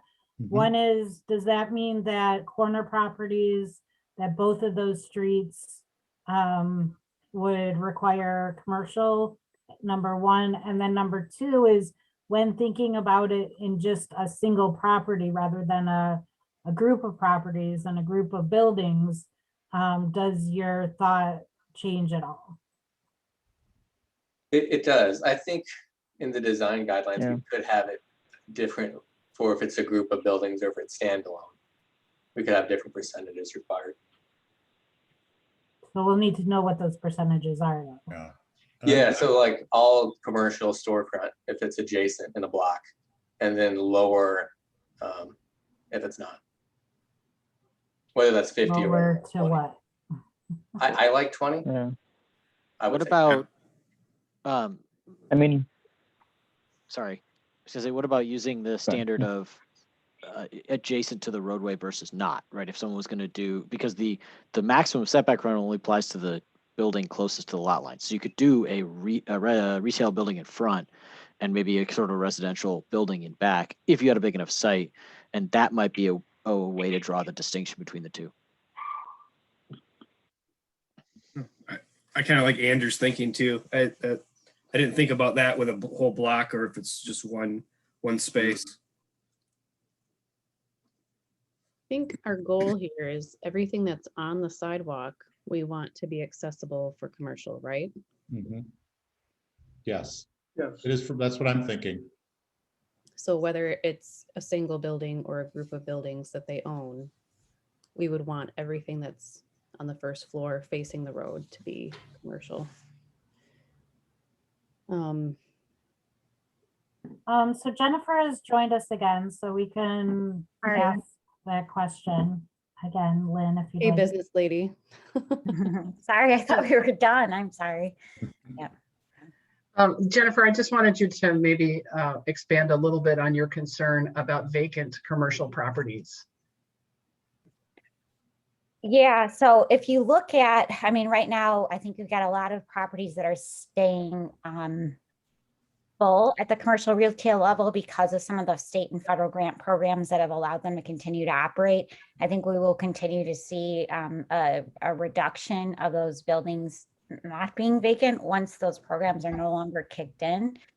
In particular, you know, and Nathan referenced it, kind of Amazon, you'll see a lot more warehousing and distribution, smaller retail that's available. So it just depends. But like if I were looking at making an investment in the future, I'd probably be investing in the cold storage, the warehousing building that we just approved, and not so much in the retail. There'll be small retail will be smaller. And also I wonder if people will feel comfortable sitting in groups anymore. So like the coffee shops we used to know might get a lot smaller with just counter service only. So I just think we need a plan for that and not over commit to retail and commercial space that may not be there in the future. Jennifer, are these neighborhood commercial districts though, are they conducive to those kinds of potential future uses? We're not talking about large retail here. We're not talking about larger sit down places, but the Washington squares, that's kind of the quintessential in my mind of what we're looking at here. Even yeah, I mean, when you think about like for me, attracting people and talent, having walkability to shops and downtown stores and grocery stores, that makes great sense to me. What doesn't make so much sense to me is making sure like it's the entire first floor, just allowing that flexibility. And when I heard that, I can't remember the name, the woman talk about the financing too for those type of buildings. I would hate to restrict an individual who say wanted to have an artist studio in the front of their building that people could come in, live in the back. I want to make sure that we're flexible to allow that and allow that amenity, but not encourage more vacancy of spaces. Which again could be done through a special land use approval requirement. And of course, in the future, if we're really seeing that absolutely no small businesses are interested in opening up due to COVID or any other reason, Of course, this is not set in stone and can be further amended. Mhm. I just don't want the NMU to start looking like another neighborhood type commercial use. Like I want it to be unique in what it is. You know, it's a small business in a neighborhood surrounded by potentially homes and people Mhm. living there. And so I'm not inclined for the 100% either. I'm definitely more leaning towards the 25 to 50. But that's just my end. Yeah, and I would agree. I just don't know what is the floor plate of a typical building. So that's one thing I don't know is 20%. 1,000 square feet? Is it 2,000? Like, what is that? What does that mean? I think it's going to vary dramatically based on the site you're talking about. Right. Exactly. Yeah. I wouldn't go any less than 50, and I'd require the stuff on the sidewalk needs to be commercial. Mhm. That's where I think I am on this. 50-50, and the sidewalk side needs to be the commercial. That makes sense. What are you doing on the corner?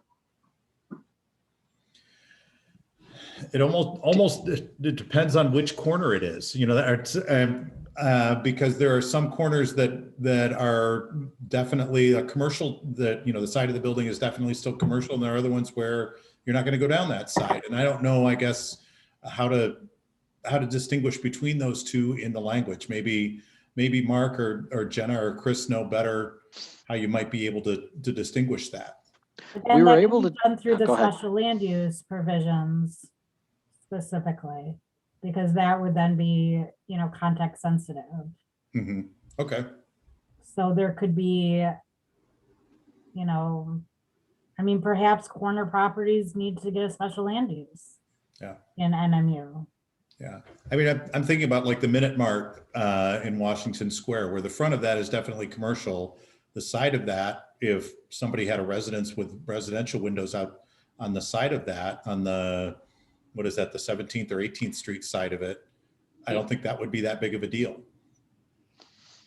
Mm-hmm. So Jenna brings up an interesting point that would simplify the discussion if we think it solves the problem, which is to say that a corner property must have first floor retail unless it gets a special land use permit, and an interior lot or a non-corner property could have first floor residential just by right. What that does is it gets you out of drawing a percentage line that, while these percentages do make sense, makes a big deal out of 20 versus 20.0 versus 20.1% of floor area. Mm-hmm. Which may or may not be a big deal in real life. Whereas, hey, NMU, we need corner stores. That's why it's zoned NMU and not TNR. Rest of the block, maybe we don't need it. I guess this all then flows into the design standards question, which, you know, maybe you want something that, depending on what the first floor looks like, you kick into the standards developed by the subcommittee, or the standards, the infill design standards that are in TNR. But I don't want to add more complexity. I'm gonna make a suggestion here. So I think that I mean, Jenna, Chris, and I have heard quite a bit. I think if it meets your approval, perhaps us as staff, we can come up with another recommendation or a couple more options for you for your next meeting, and we can perhaps even share that between now and then, because otherwise this conversation could go for a long time. I think we're wrapping it up. Peeling off. I think we're wrapping it up, but I think that, you know, I think if planning commission is okay with us really doing text, honestly, for the special land use, using that as really the organizing principle as to what Chris just added. I think we could definitely come up with language. We could potentially go over it on March 23rd. However, like I mentioned before, we really want that meeting to be reserved for just any, you know, just going through the formatting, looking at, you know, any of those last details.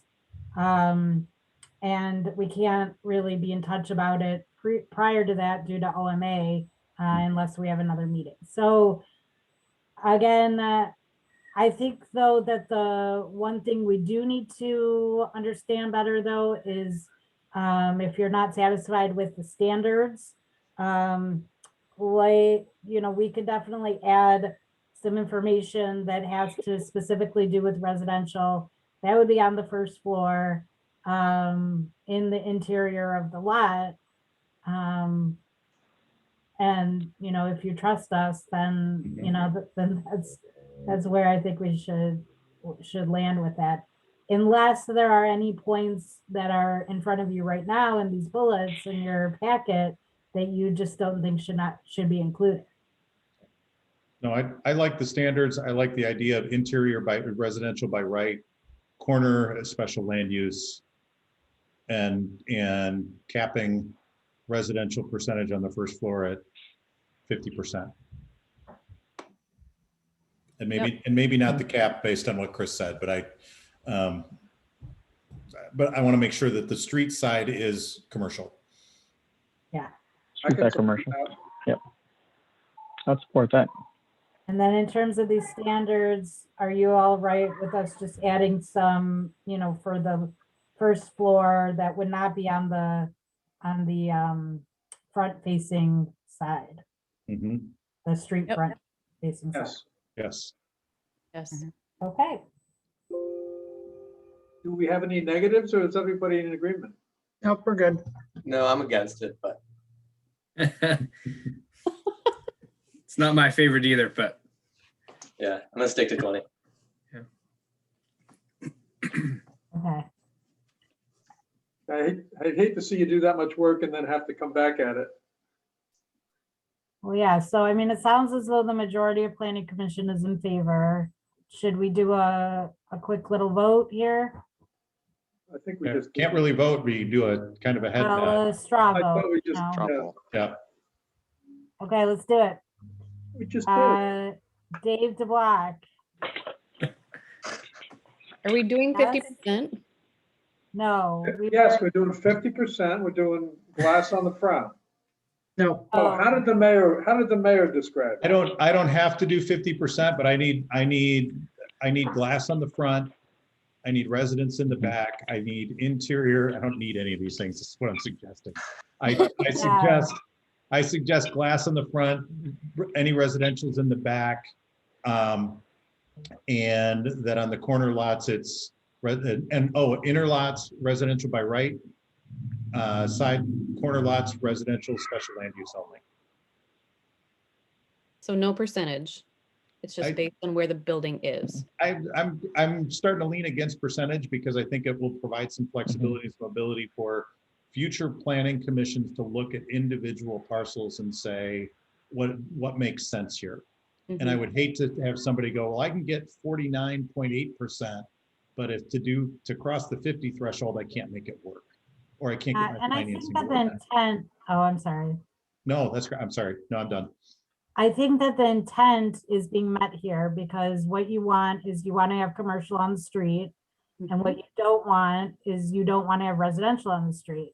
Right. But you do want to have to allow for residential. So if Yes. residential is allowed internal on the lots and above the commercial storefronts, then your intent is being met without needing a percentage. Yeah. Yep. Yes, I'm good with that. Yep, me too. Okay, so we have Mayor, Lynn, Brooke, Dave, yes or no? I'd like to see a number. I'd like to see 50-50, just because, you know, you could put a display window on your residence and call it commercial. If there's no market for commercial at that point, that may work. But for now, we're saying a commercial use is required. Yeah. Yes. So I'm gonna count you as yes, Dave. This is better. This is better. Okay. Louise, okay, so we're majorly in agreement. Okay, so moving on. So this is this is our last go at reviewing the zoning map. Just as a FYI, there are many, as Mark alluded to. So hopefully we can get through them pretty fast. So let's just do thumbs up or thumbs down on each item. Let's not. Yeah, we've all had them for at least a week. Yes. Okay, but there's options, so that's not gonna, work very well. There is nuance. Yeah. Well, just read what the staff proposed, and if you don't agree, we'll give you a hard time. Well, we also haven't made a recommendation on all of them, so let me just start. 431 Washington Avenue, that is that property that Nick Rolinski and Miss Gibson were speaking of. So a little bit of background, it is C1 right now. Staff and Chris had originally proposed it to be in the Form-Based Code Washington sub-district. The property owner then requested for it to be TNR, and staff then recommended that this property and these properties, which were also in the Form-Based Code area, Washington area, that those all go to TNR. So Planning Commission agreed to that. The property owner now doesn't want it to be TNR, but apparently now they want it to be NMU. Staff proposes that Planning Commission either land on the NMU because it is currently C1. So had we not brought it into the form-based code, it would have just automatically reverted to NMU, or leave it as TNR, which is what you last decided for it. And that in the future, if neither of those, if whatever zone district it is doesn't work for the owner, that they can request a rezoning on their own behalf. So the question then is, should it be NMU or should it be TNR? I think it should not be its own thing. So Right. it's either going to be FBC or TNR. Mhm. Right. NMU would be essentially spot zoning, right? Mm-hmm. But it was before. Well, again, it is C1 right now. Just But- like, other single properties are. I don't know why it was C1 though, in that neighborhood. It was. Washington Square used to be C1, right, Jenna? I'm sorry? Washington Square used to be C1, right? It was, yes. But this was not actually part of that business district. It was, I believe, right, Mark, it was a laundromat. No, it was the dry cleaners at one Dry time. cleaners, I mean. Now, what are the cross streets we're looking at here? 18th and Washington. It's right at, it's directly diagonally across from the Minute Mart. It's a parking lot right now. It used to be the Not pizza even that. joint. No, that was Bodie Tree. That's across the street. Yeah, Bodie Tree is across from the Minute Mart. It's diagonally from the Minute Mart. Oh, this, gotcha. In other words, those are the ones that are blue or whatever color that is. Yes. Bodie Tree is green or whatever that is. Was Yeah. that green? It's a blue, it's a bluish teal color, yeah. Okay, teal. So the circle is what we're talking about. Right, but should that not also be teal? That's what we're talking about, Dave. I know. That's what I know, but that is one of the options. Yes. Do we want it to be form-based code, or do you want it to be TNR, or do you want it to be its own thing, NMU? What is the teal? The teal is Form-based form-based code for Washington Square. I understand, but this is as good as. That is another option. That's what it was initially. Mhm. And if it goes form-based code, they won't be able to do the kind of thing that they're envisioning. If it goes, Washington Square, sorry, Jenna, go ahead. if it goes form-based code with the Washington Square standards, then no, they wouldn't. If it goes form-based code with the old Washington standards, then yes, they would. But staff would recommend not allowing this single property to have Washington, have have the standards of Old Washington, which is south of, way south of this area. I'm gonna say TNR. I'm leaning that way. So which were the standards of, what are you saying, Jenna, it shouldn't be? Okay, so there's two sections of form-based code Washington. Okay. Washington, WASH, as we call it. There's the Washington Square area that doesn't allow for residential on the first floor, right? So we want to keep the residential, or we want to keep that commercial business district feeling, right? Yeah. They're talking about wanting to put a duplex in, and apparently now some lesser percentage of commercial. So that would not be allowable in this area.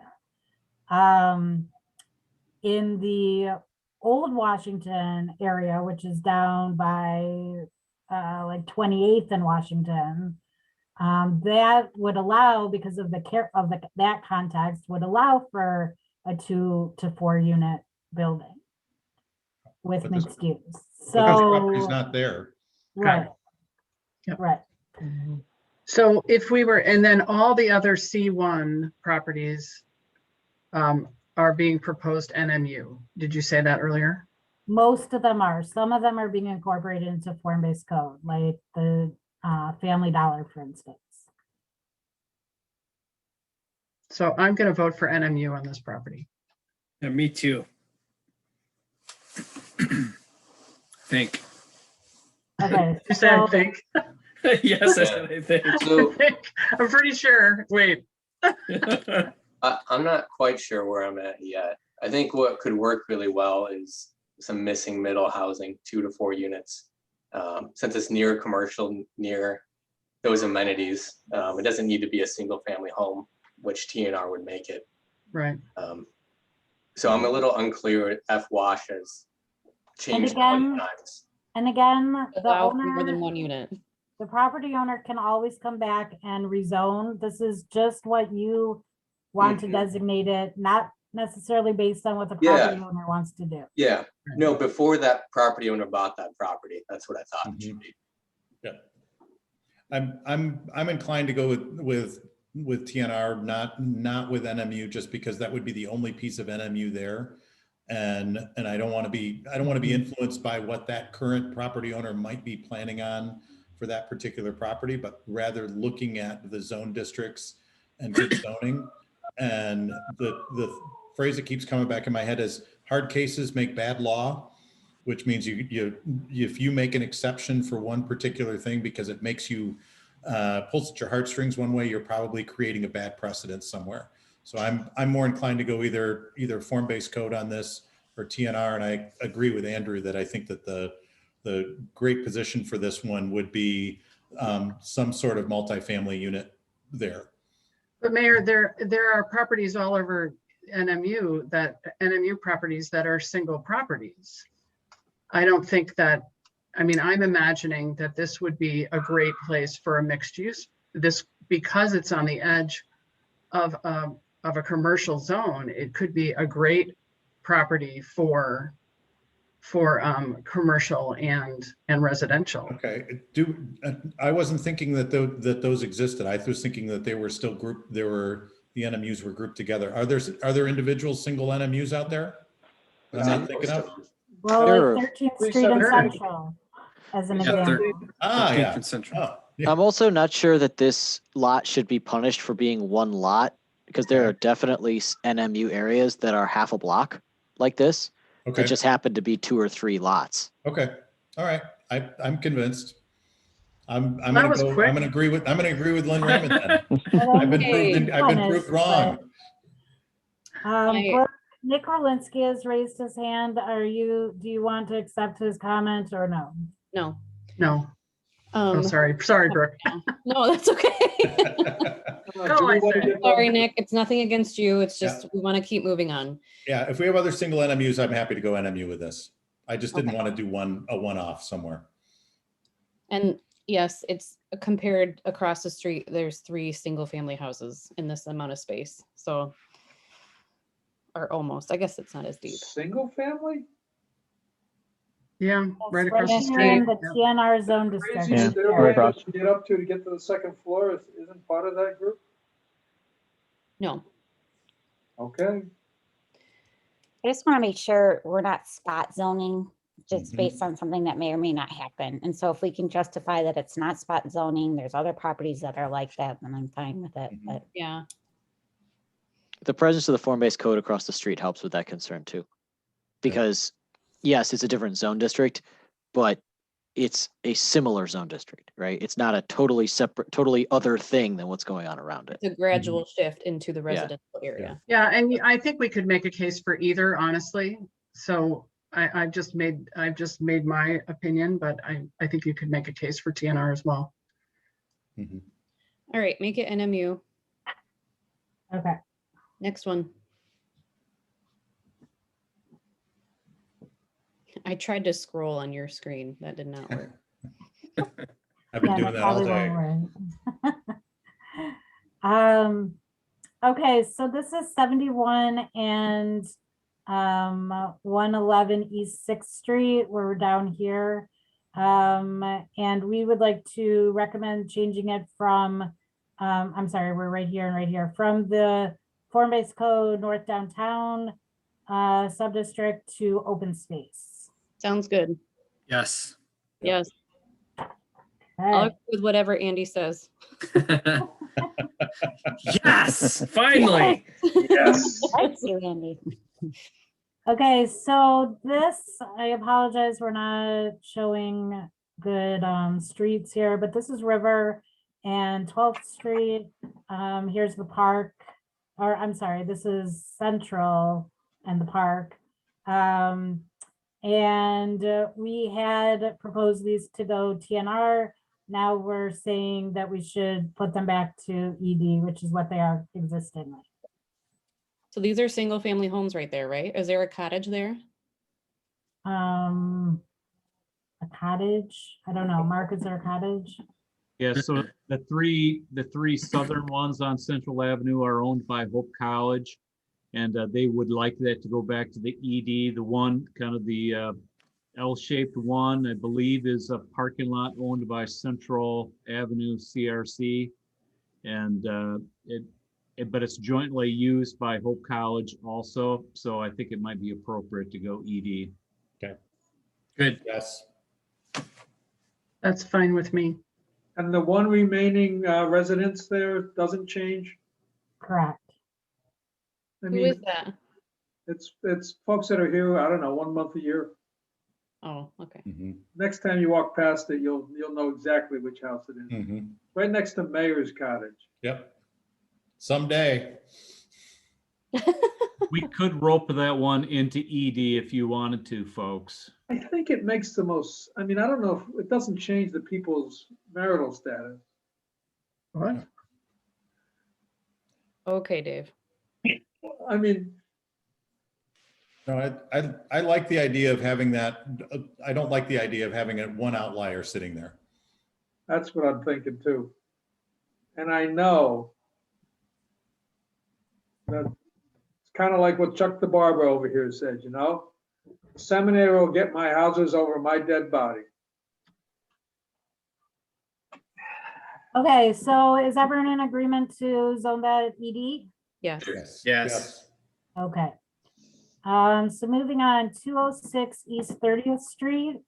Right now, we had recommended it to be R2, but being that it's in, I'm sorry, it is R2 right now. So it went to MDR, but now we're recommending to change it back to LDR. Or I'm sorry, change it to LDR since it's surrounded by LDR. What's on that site right now?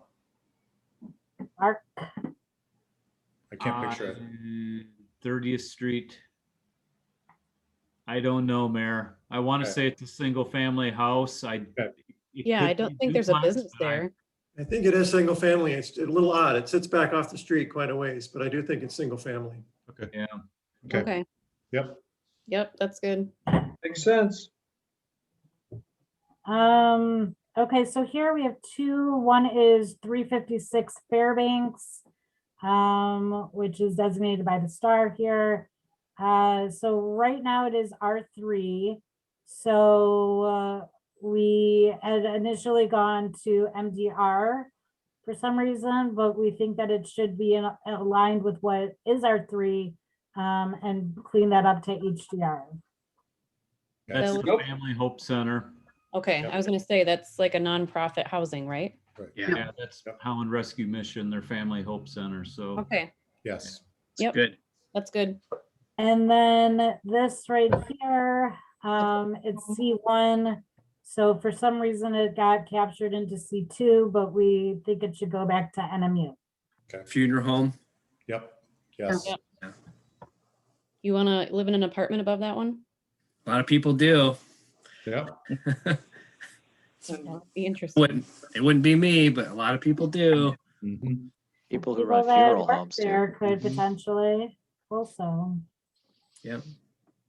Okay, moving on. I believe that this is just right of way. Because there's no address or parcel number even, it's all zeroed out. But we do have it designated right here as CMU, but we recommend that we just designate it as I. Currently, it's agriculture. What is that? And I believe it's city, I think it's right of way. Is that correct, Mark? I believe it is clear vision for that railroad crossing at 31. Yeah. Why don't we Okay. just make it, what do we call it, clear land? Oh, OS. S is for But that- pasture. That's only property that that's like park space or cemetery owned by the city. Well, So we just think we should just clean it up. It's surrounded by industrial. sure. Sounds agreement. good. Yep, Yes. Great.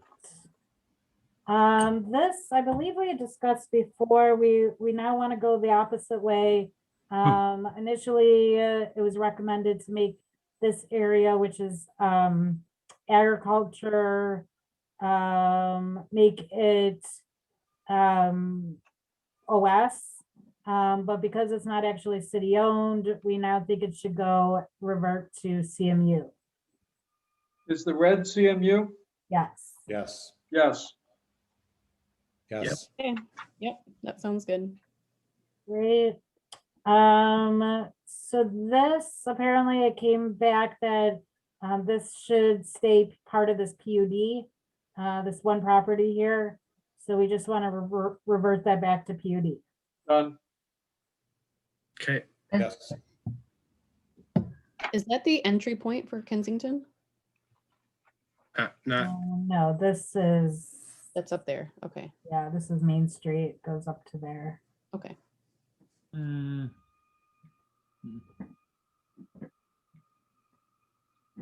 Okay.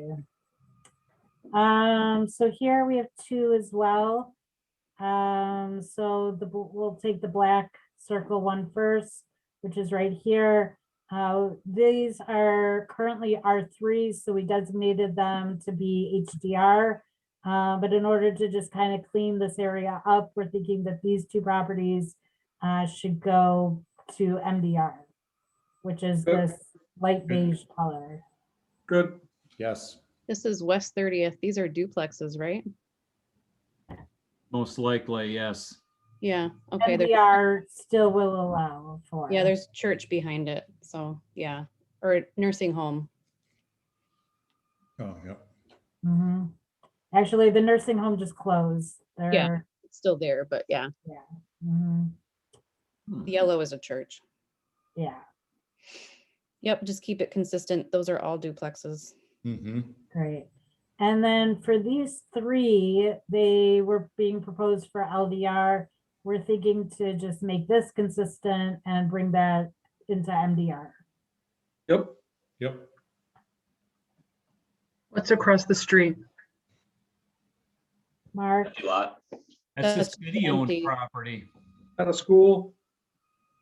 No, it's a Those city-owned yellow, property. Yep. those Those yellow houses are adult living centers, correct? Adult homes with disabilities? Yeah, I think you're right. My brother's house, my sister's Yeah. house. Yep, there's 2 of them in there. In the red circle? Yes. And then you said this, the property across the street is city owned. It's open. Correct. Okay, I mean, it's vacant. It's not open. yes. Okay, Okay. Okay. All right, everyone, I have to head out. thanks, Bye, I'll Chris. see everyone in a Thanks, couple of Chris. weeks. Good Thanks, luck Chris. with these rezoning decisions. Yep. Thank you. Bye, everybody. Okay, so this is just north, this is all the cemetery, is that The correct? graph. Isn't that the graph? That's the nature center. I'm sorry, the nature center. It's Oh, not the yeah. cemetery. The city owns this property. We'd like to just clean it up and make that open space as well. Yeah. Yes, Yeah. yes. Yes. Why doesn't the nature center own that lot? We do. It's part of the parking lot there now. Yeah, it was a house Okay. that was torn down. Yeah. Yeah, it's part of it.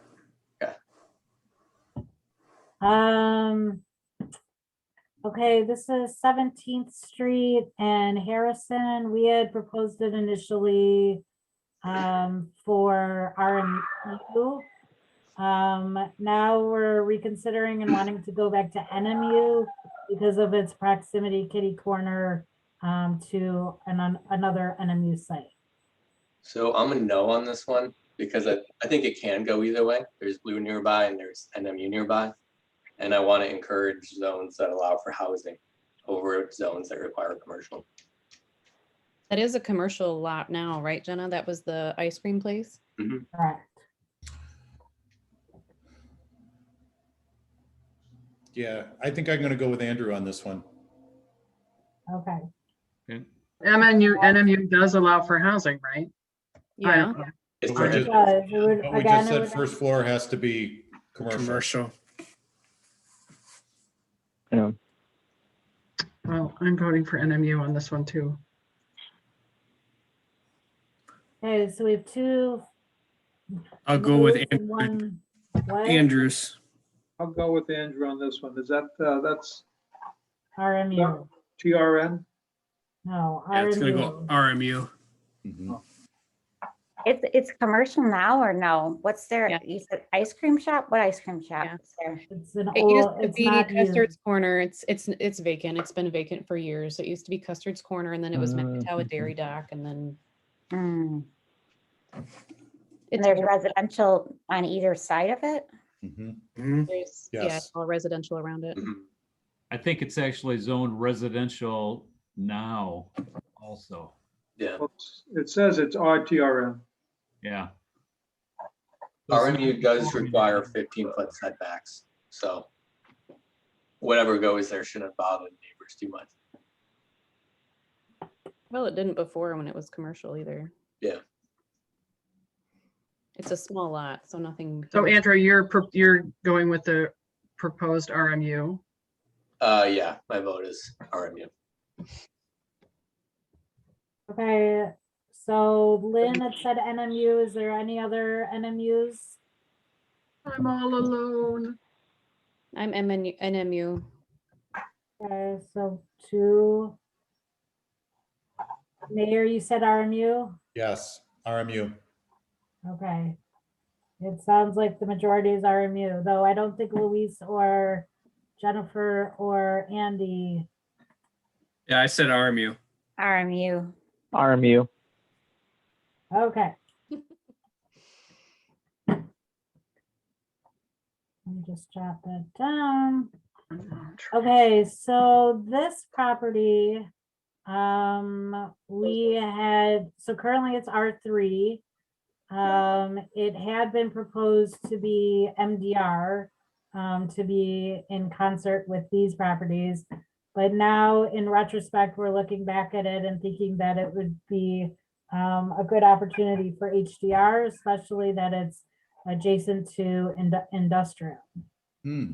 I might add also that there are apartments on that site right now. So it's Stone Creek Apartments. Mm-hmm. It's at the very north side of that. I don't know why they never developed more apartments back in here. There might be some wetland issues, but yeah. So currently zoned R3 Oh, and there yeah, I are know. apartments there.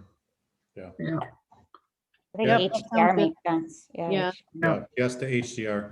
Yeah, it goes from single family houses to duplexes to apartments, so it only makes Yep. sense. Yep. I think that's good. I'd go, yep. Okay, okay, so this is this entire triangular area, except for the site that is has the X here, that's Brewers, which is currently zoned industrial, and so we say that it should stay industrial. These other properties are actually zoned C1 right now. So instead of reverting them to I, which it was, I believe, accidentally done by, well, I don't want to point any fingers, but I think it was an accident.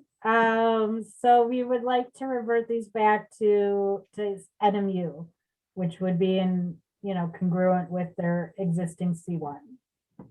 I think that's a good idea. Yes. Yeah, too. I'm gonna say north downtown for this one. Oh, yeah, I'm sorry. The other option is north downtown. And I just show a clip here. This is the rest of north downtown. Oh, So Yeah, I that agree is with Andrew. also a good potential. yeah, I changed my mind. I go with Andrew. I agree. Andrew's really smart tonight. Yeah, thanks, guys. Now, Just tonight. north downtown allows for form-based, you can put some retail on the lower level of your 4-story apartment building or whatever. Mm-hmm. Yeah, it doesn't allow for any residential on the first floor. It's Right, all right.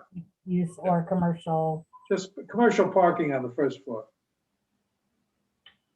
Correct. Yep. Yep. North downtown. Me too. Yep. No, north downtown. North downtown. Great. Okay, we're getting through, though things are gonna get a little bit more hairy in a minute, but where you'll actually have choices. Okay, so here we are along Lincoln. In retrospect and going through these are currently the ones that have these little blue marks on them are currently zoned R5. So instead of just putting it all LDR, we're proposing that these be RMU to coincide with the RMU that's across the street. I think that's a good idea. Yes. I'm on board. Sure. Me too. Those do have small apartment buildings on them also, if you can picture that Mm-hmm. in your mind's eye there on Lincoln. Mm-hmm. What's the funny little red one? This is a PUD. And it's purple. Yeah, I wasn't gonna correct him, but I was thinking the same thing. You know, face it, I don't play Uno. Blue and green are identical. For good reason. Okay. Yep. Those little kids beat me up all the time. All right, next one. Okay, so now we have, so there's 19 properties that are fronting Lincoln here. So instead of me making marks for all of them, basically I made the mark for the one that would not be in part of this because this is, oh, sorry, actually, so there's 19 properties, there's 20 properties, I'm sorry, including this one along Lincoln that are either currently zone C5, which is just this one with the blue mark, or they're zoned R2 currently. So we think that we should revert the ones that are currently zoned R2 back to MDR. And the one that has a mark here, which is C5, make that one RMU. So this is between 32nd Street and 24th, right? So this is where all those like automotive and Dollar General and all that stuff is. Yep. Yeah, that makes sense, Jenna. Yeah. So Jenna, why wouldn't they, I'm sorry, I'm going back to the other one. Why wouldn't the properties you read 840, 870 and 956 be MDR? Because they already are, right? There They already actually have, are 5, so that allows for apartments. Whereas okay. MDR is I only got it, okay. Yep, thank you. Sure. So there are a mix of single family homes along Lincoln there and a Yeah. few businesses. So you're saying we should change it from, Well, again, it would already be, it already is R2. And R2 is being renamed to MDR. So it's not changing Okay. anything. Yep. It's actually just Nope, going that makes back to sense. what it is now. Okay. Yep, I'm good with both of those. Yep. Great. So here's where things get a little bit more difficult. So these properties are currently split zoned. And what we'd like to do is clean up as many as we can. Since now our maps will actually designate each property a specific zone district, whereas currently our zoning map is kind of, just an area, not specific to each property. Obviously, though, if that doesn't make sense in some contexts, we want to preserve that as well. So here we have these 3 properties that are on the east side of Washington Avenue, 37th Street, stretching to 39th Street. Fronting Washington Avenue, we have CMU.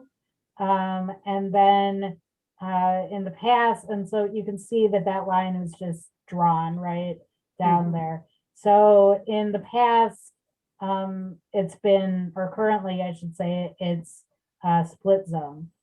So we give recommendation and don't give recommendation. So our recommendation for 917, I should say my recommendation for 917 would be to clean this one up. And this is about 50 or so, 30, maybe 30 to 50 feet. And just clean that up and make that all C2. The question then is whether or not you want to bring CMU, whether or not you want to bring CMU further into this neighborhood, or keep these split zoned. none of those are going to turn into a single family home. There's no access to the rear of those lots, so it doesn't make any sense to keep that residential. Yep. Right. I agree with Brooke. But that being said, folks, those folks at the end of 37th Street there or whatever, I mean, they probably know it's zoned residential right now. So just to know that suddenly. Or they have a fence up because they know that there's commercial right there. So Mark, what you're telling me is if I own 937 on the back of my lot, I can't continue to use the commercial use that I'm using on the front of the lot because the back of the lot zoned differently than the front is? Correct. Yeah. Yeah, that's not. No, it's not a good situation. I guess I'm just saying though, the folks that live there residentially, they probably know it's zoned residential in their backyards, and then they might wake up and see the trees coming down and an office building going up, and they might go, what the heck happened? Most of those homes have fences up already. Don't they?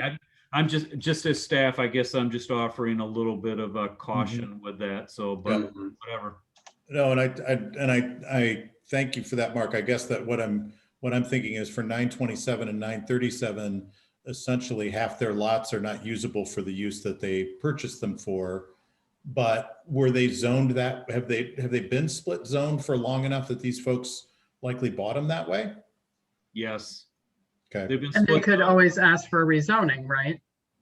They could, yeah. So the current zoning there, it's all in a line, as you can see that's been zoned that way for decades. Okay. I say then keep them split.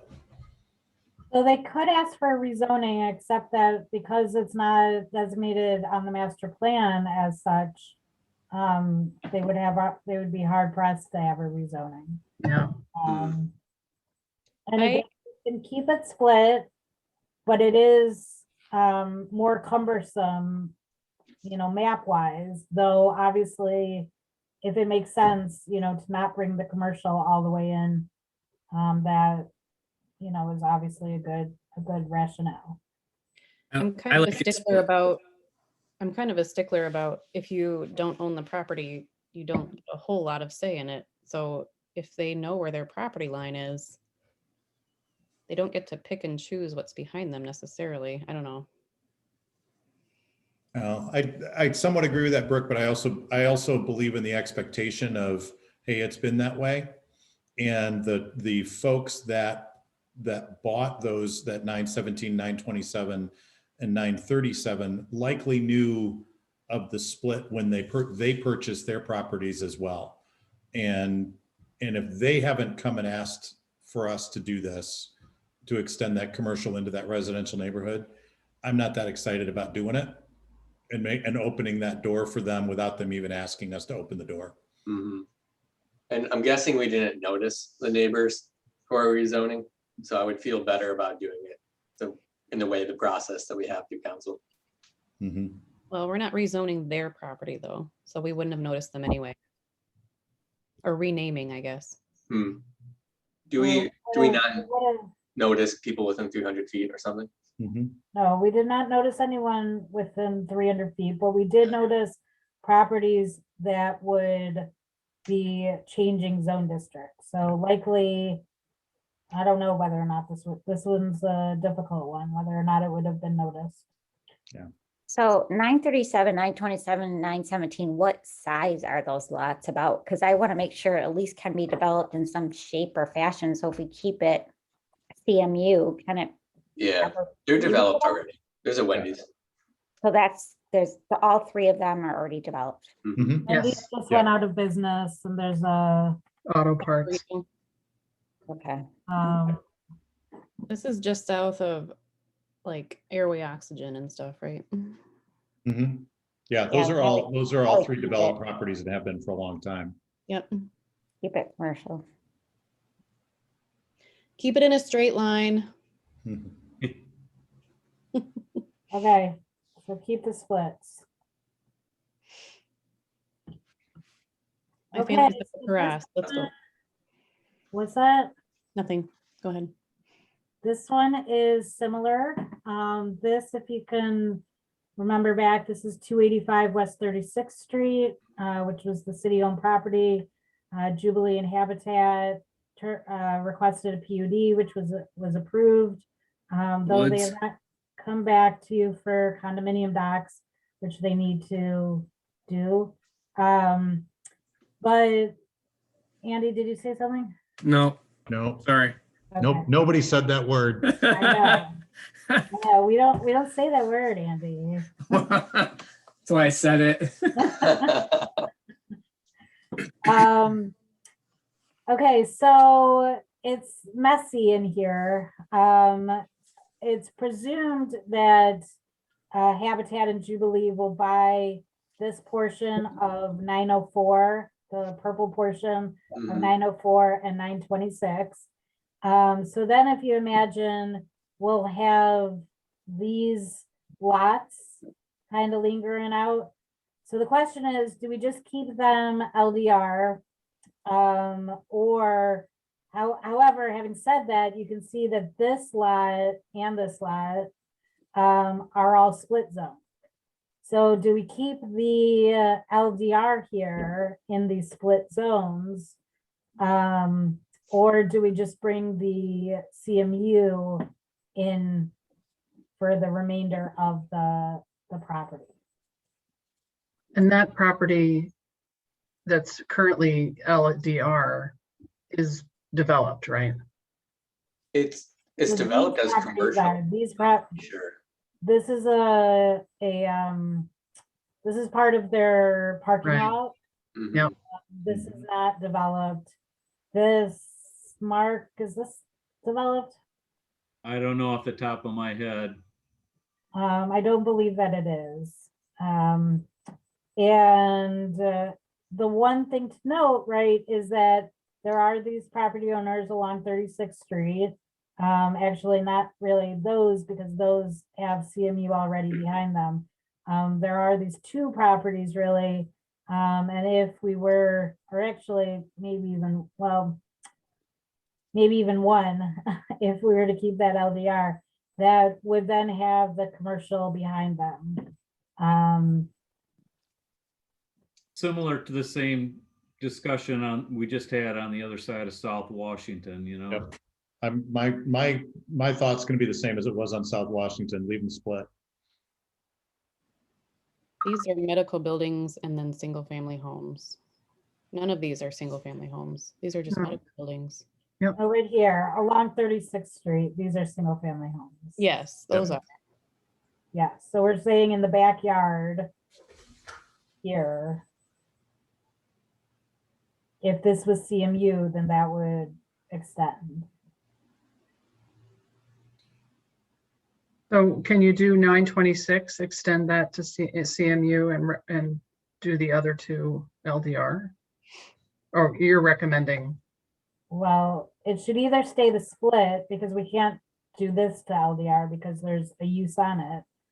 So 904 should either, 904 number 2, I should say, should either go all CMU or keep the split. And 904 regular should either keep this little bit as LDR or revert it to CMU. And that's really dependent on whether or not this stays a split or goes CMU. 926, yes, we could do that as a separate, that's separate. When they come in to do their splits, can you just ask them to split their lots? And then everything can be all nice and tidy. Well, it wouldn't necessarily be nice and tidy. But yeah. I'm okay with, go ahead, Nathan. I was gonna say, I don't think anything we're gonna do here is gonna change the uses on those properties right now. And likely not in the future at all. But boy, if we do that, those folks that live along 36th Street have already feel like they've been put through the ringer.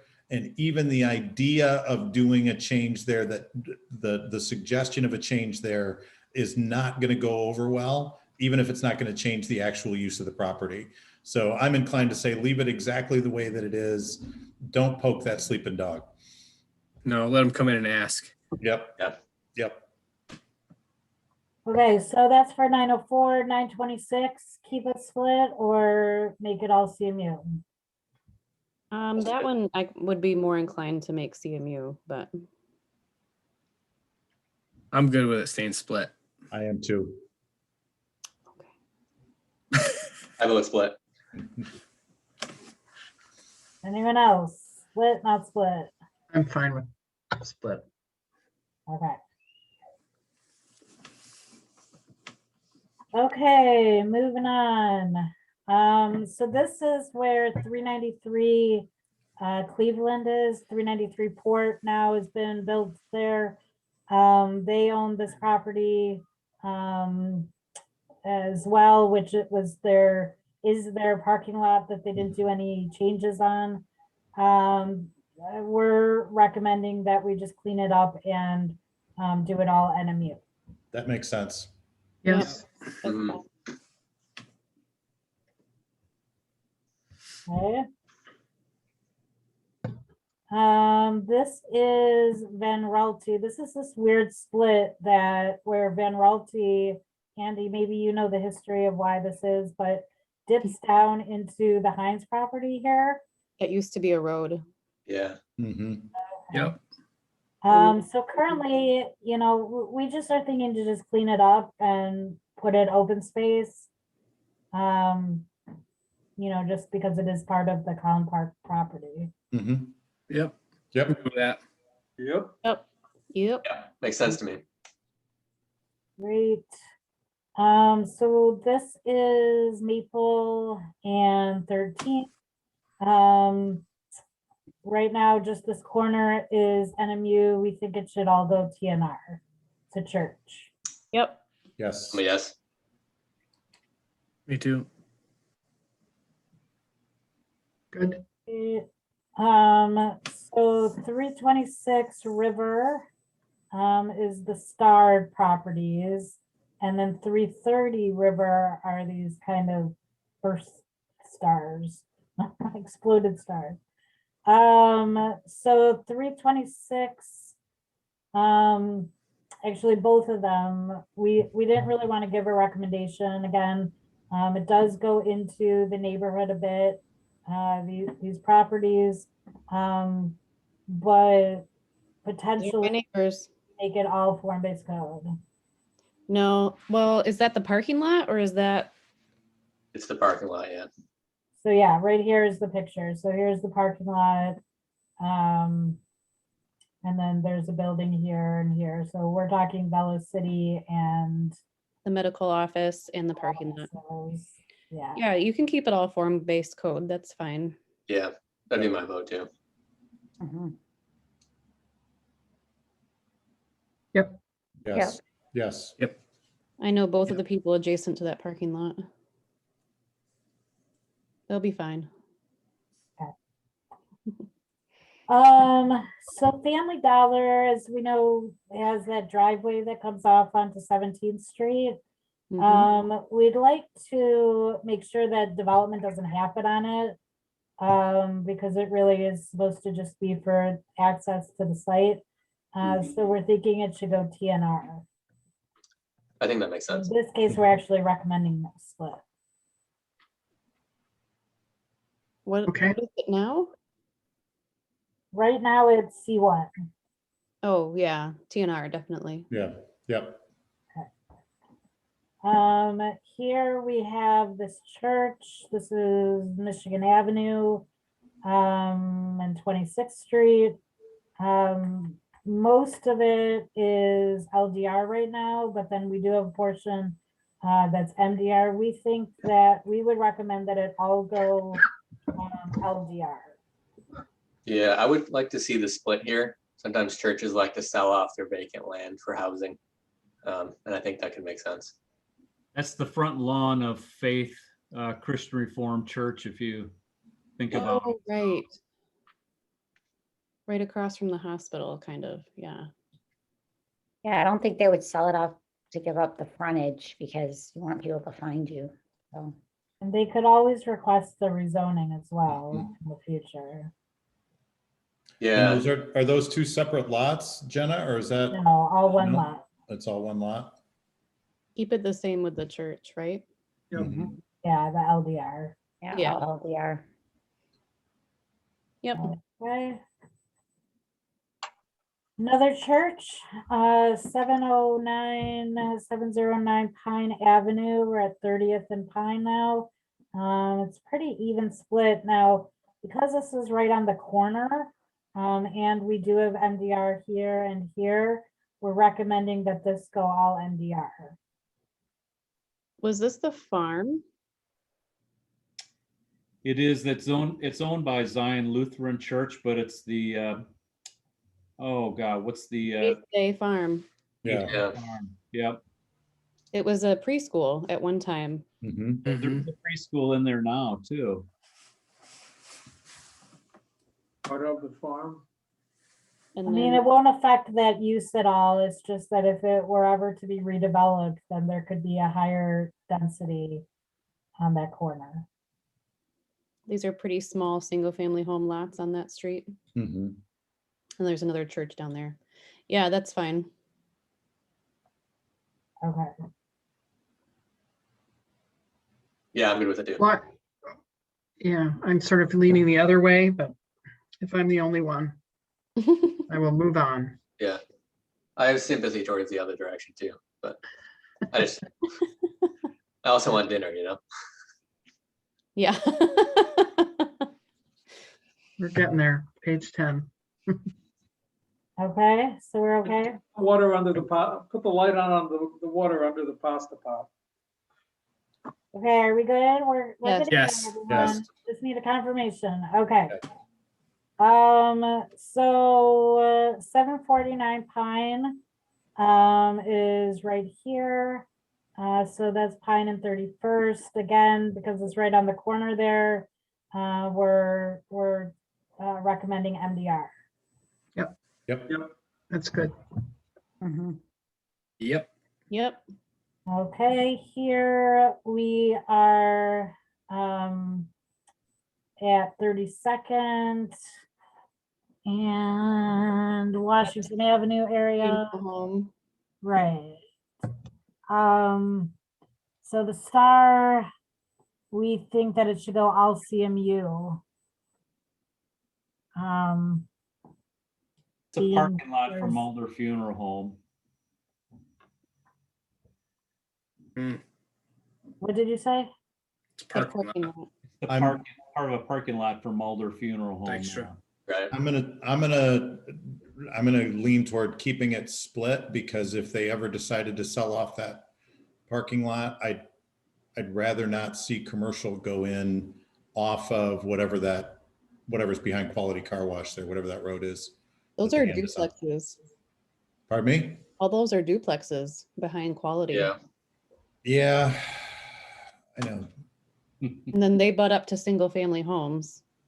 And then there's commercial here at this corner. Yeah, I agree with the mayor. I would keep it split. Housing over commercial. If you guys haven't caught on to my mind. I knew that's the way you were gonna go. Keep it split. Yeah. Okay. That works. Go with that too. This one, however, we think we should clean up and make it MDR instead of the CMU. Yep, that's fine. Yep, that's good. Yep. There's two sets of like individual townhomes attached, so that's fine. Jeez. Hold on a second. That's that big White House, isn't it? That's a commercial. And then there are two townhomes on that to the east of it. Single family attached. Yes. Yes. But the star is actually on that big white house that's actually an office. Oh, that is a commercial use there? Well, it was about 25 years ago when I looked at it to be my office. Oh. Oh, we thought it was residential. I can't say what the use is right now, but it was a house that was being used as an office space. That's not the funeral home? No, funeral home is to the west of it. Yeah, the mayor is right. That is, Oh. it's an office use. I completely didn't think of that. So the MDR part of that, I think, is their parking lot to the east of it. So Yeah, I was should we thinking you were make gonna all lean toward commercial? CMU over all of that. Okay, so is everyone Wait, what's okay with happening? that? CMU on all of this? On which one? This property, 168 32nd. The big white house, Yeah. but it's used as office space, I believe. Is it corridor mixed use at that point, or are we venturing into the neighborhood?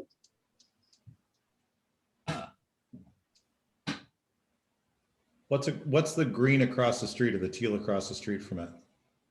I know what That's the form-based code, that's form-based RF, code, okay. River, Michigan, form-based code. Yeah, okay. That's the auto parts store and the bank. Yes. Yeah, CMU sign. Okay. So another church. This is Rest Haven. Oh, yep, that's Bethany. This is Bethany, right? So we're thinking all LDR. Mm-hmm. Yeah, that makes sense.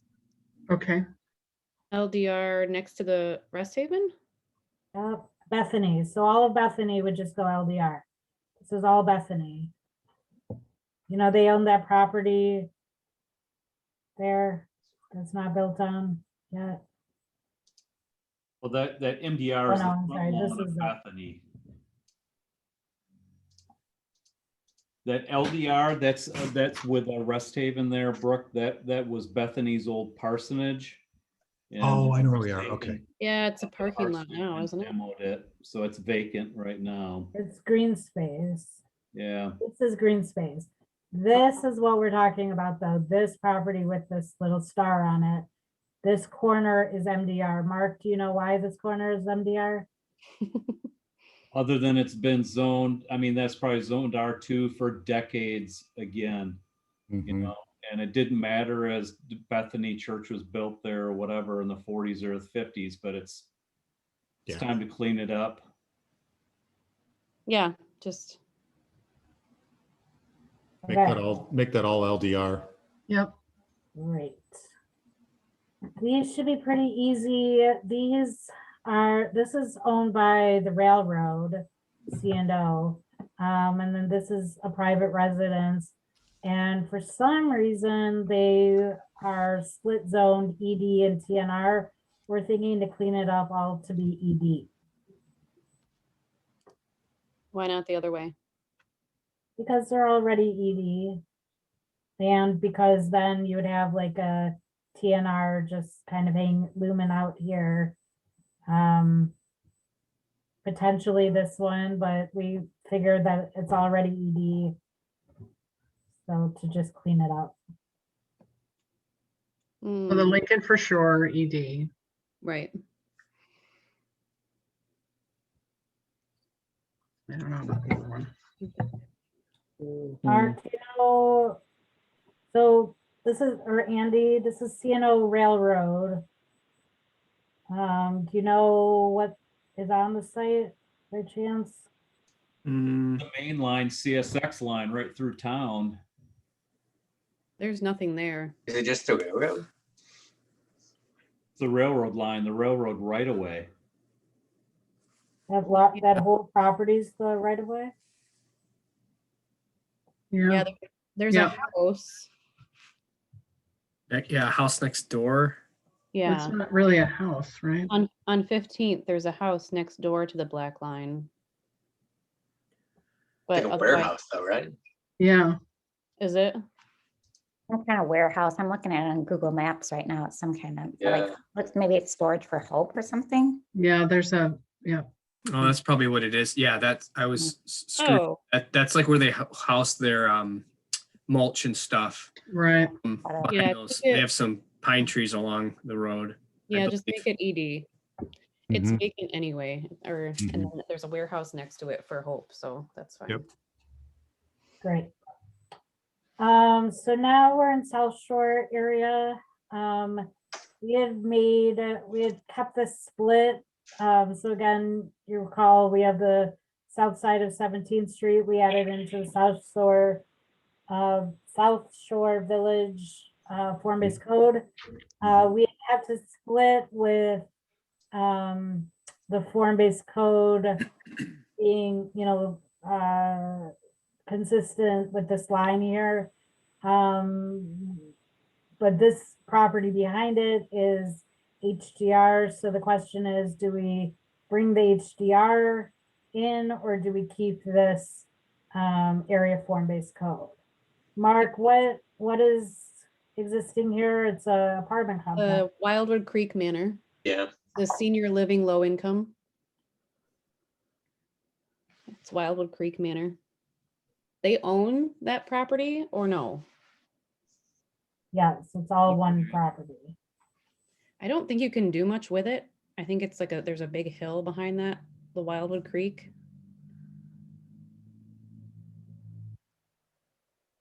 They could sell that off, honestly. Yeah. Yeah. I think it looks developable just from checking out maps. I don't know. I would keep form-based code.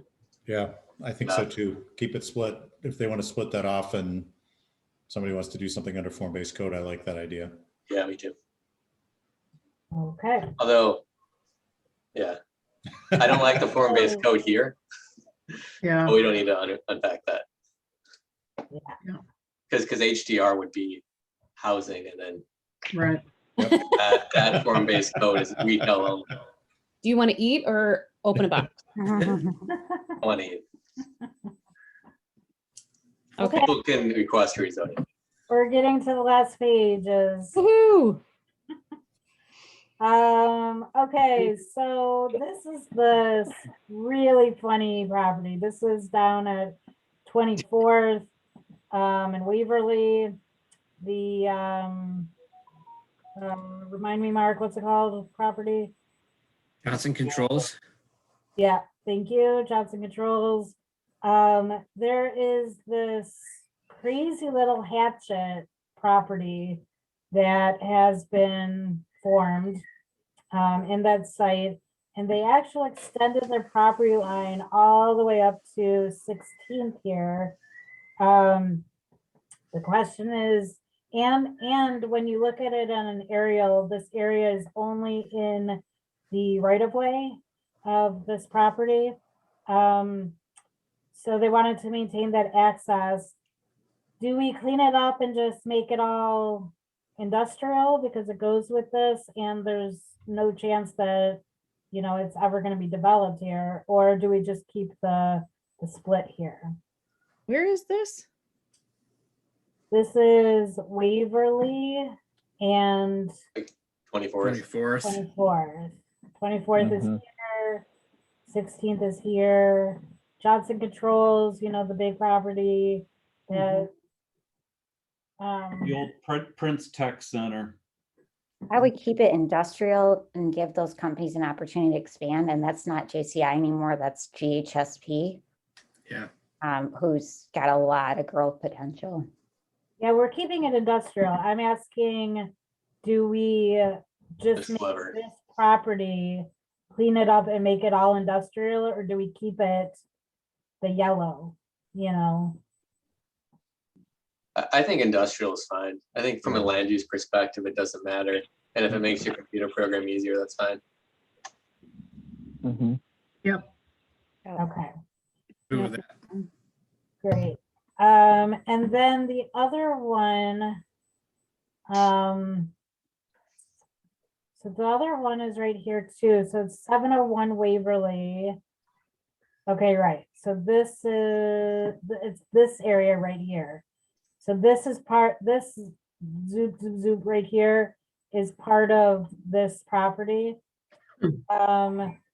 So do we make this all industrial or do we keep this property LDR? Or do we, yeah, and keep the split? This is bizarre. That's think the we do this- driveway, the 24th Street driveway into that big, huge campus area. Yeah, I think we do the same thing that we just did with 864. It's All industrial. industrial, Yeah. yeah. Sure. Well, this is a weird one where, and maybe Andy, maybe you know, but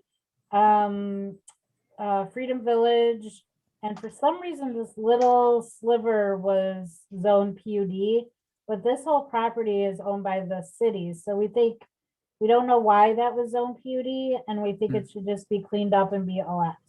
Yes. Yes. Yeah. Yes, please. Yes. Yeah, because when I do Google Maps, that's in the middle of the water. That property is in the middle of marshland. Yeah, it's a So- hillside. It's like it's like there's a window on the waterfront sign right there, and it's just a little chunk. Yeah. Yep. Yep. Yep. Any idea why it was like that? I'm just curious. No, I don't know. I know that we have behind Freedom Village, we have that path that goes back behind a window on the waterfront and connects. There's a sidewalk connector there, so that could be part of it. So yeah.